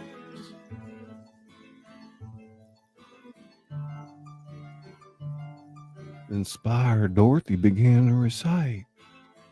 There's no place like home. There's no place like home. With each repetition, her voice grew stronger, and the others latched on to the familiar words. Slowly, painfully, they began to reassert their own narratives. Alice started listing the illogical rules of Wonderland, each paradox strengthening her grip on reality. Wendy recited the names of the Lost Boys, each one a tether to her identity. Linehatter began crafting riddles, using nonsense to fight against the storm's madness. As they fought against the whirlwind, the group drew closer together, both physically and narratively. Their individual stories began to intertwine, creating a new, collaborative tale strong enough to withstand the chaos. Harmony's song reached a crescendo, and suddenly the storm dissipated. The group found themselves standing on a patchwork road made of their combined stories, the mountain of writhing tales now within reach. Panting, disoriented, they looked at each other, realizing they had all changed subtly. Each now carried fragments of the other's tales, their narratives forever intertwined. Dorothy, her dress now a patchwork of all their stories, stood tall. Muse doesn't understand. Our strength isn't in resolved endings. It's in the stories we create together.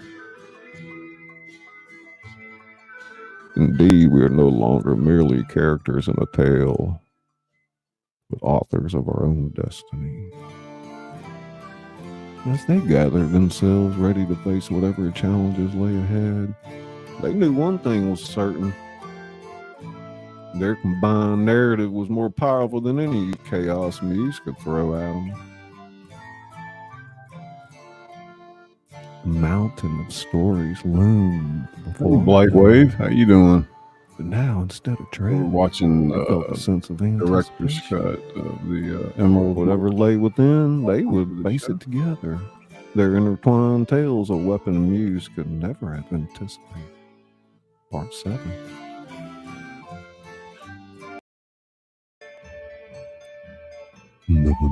Blaster.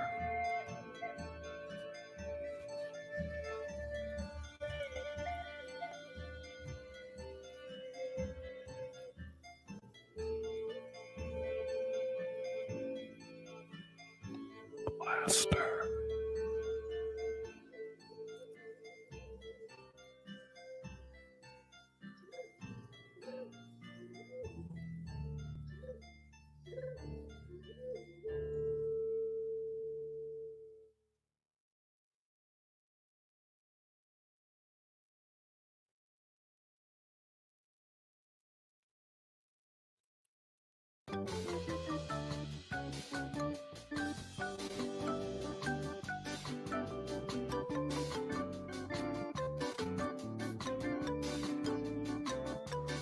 Good evening, Sean 420. Good evening. Welcome, welcome, welcome. Kimber, Scully, Lawless, Scully. Easy Bob. Stretch my back a bit. All right, all right. Well, Izzy says 3. Thumbs up from Brown Dwarf. See if I'm ready for that. Muse's voice echoed as she materialized. Plot twist reared back and unleashed a torrent of fire. This was no ordinary flame. It was pure chaotic narrative 15 energy, more minutes, guys. where it touched reality warp and 4 hour stories director's unraveled. cut.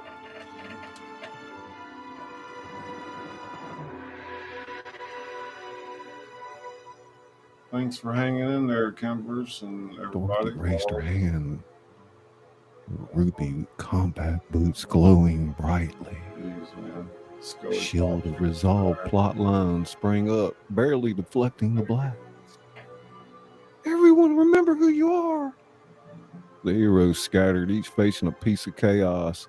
Alice dodged blast of fire that turned the floor into a chessboard, giant pieces trying to box her in. Wendy found herself flying through a storm of ticking clocks, each chime attempting to age her instantly.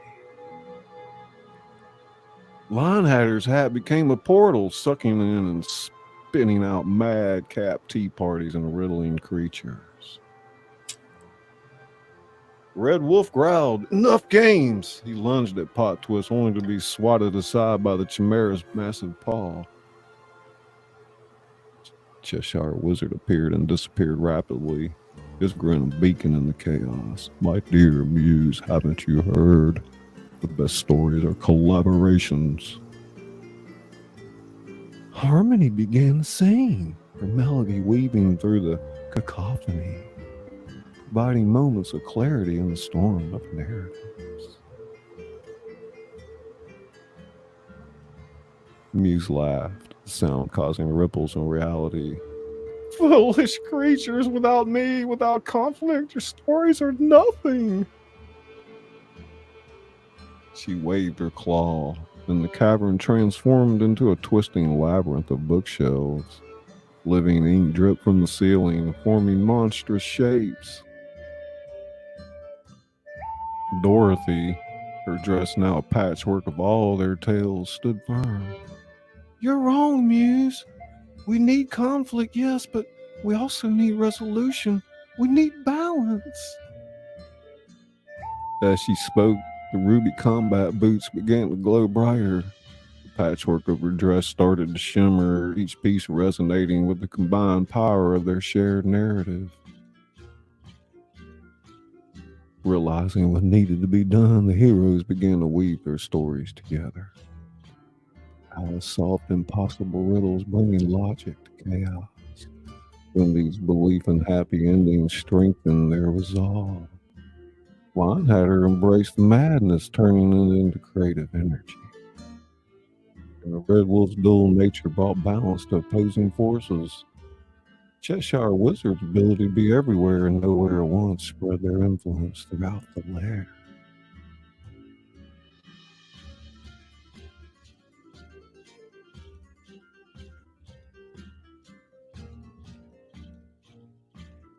As their combined narrative power grew, plot twist as fire began to sputter. One bird, its conflicting natures finally finding peace in the balance of their tale.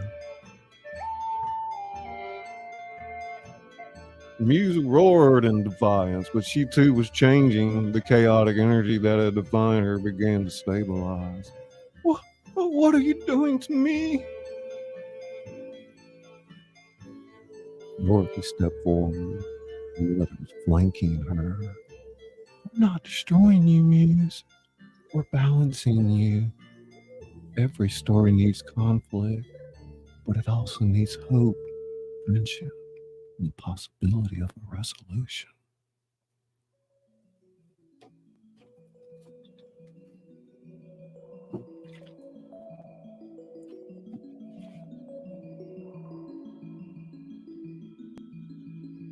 The patchwork tales of Dorothy's dress began to spread, enveloping Muse in a tapestry of balanced narratives.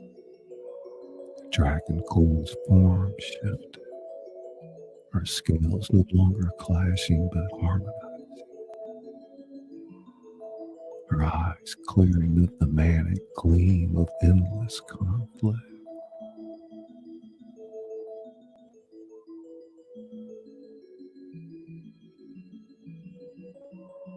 As the chaos subsided, the mountain of rhythm stories settled into a grand library. Each book now a complete tale with the perfect balance of conflict and resolution. Specks of Bale, specks of Bale, specks of Bale.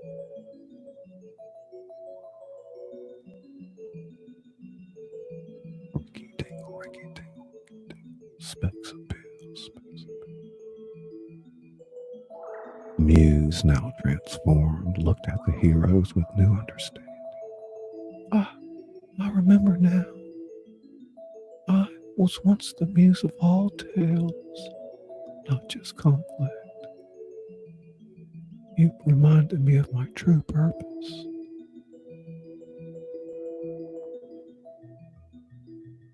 The heroes gathered, their own stories forever changed but stronger for the journey.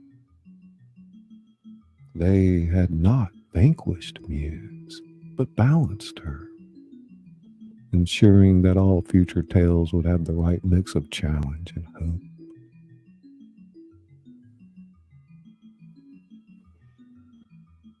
As they stood in the newly transformed realm of stories, they knew their own tale was far from over.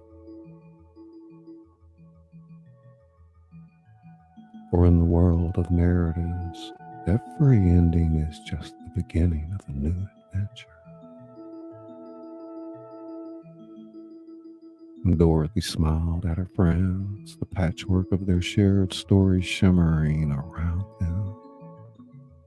Well, gang, what do you say? Ready for our next chapter? And with grins, nods, and a chorus of agreement, our heroes set off, ready to face whatever new tales awaited them in the vast, endless realm of stories.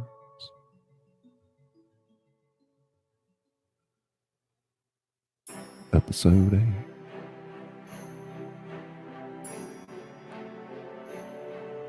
And there you have it, folks. Another spellbinding chapter in the Emerald Wonderland saga comes to a close. But don't put away your magic wands and looking glasses just yet. Our heroes may have balanced the scales of storytelling, but their adventure is far from over. After all, in a world where Oz meets Wonderland, where mermaids sing with phoenixes, and where every plot twist is just another opportunity for magic, the story never truly ends.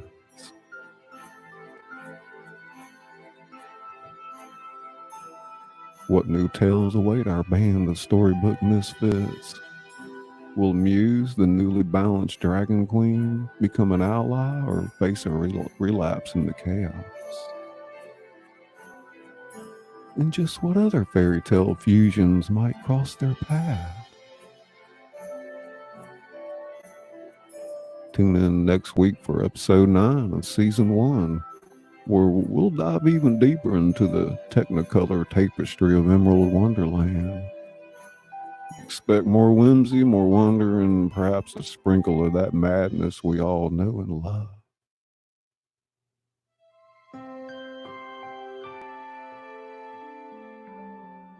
Mr. Son, Mr. Son, Mr. Son.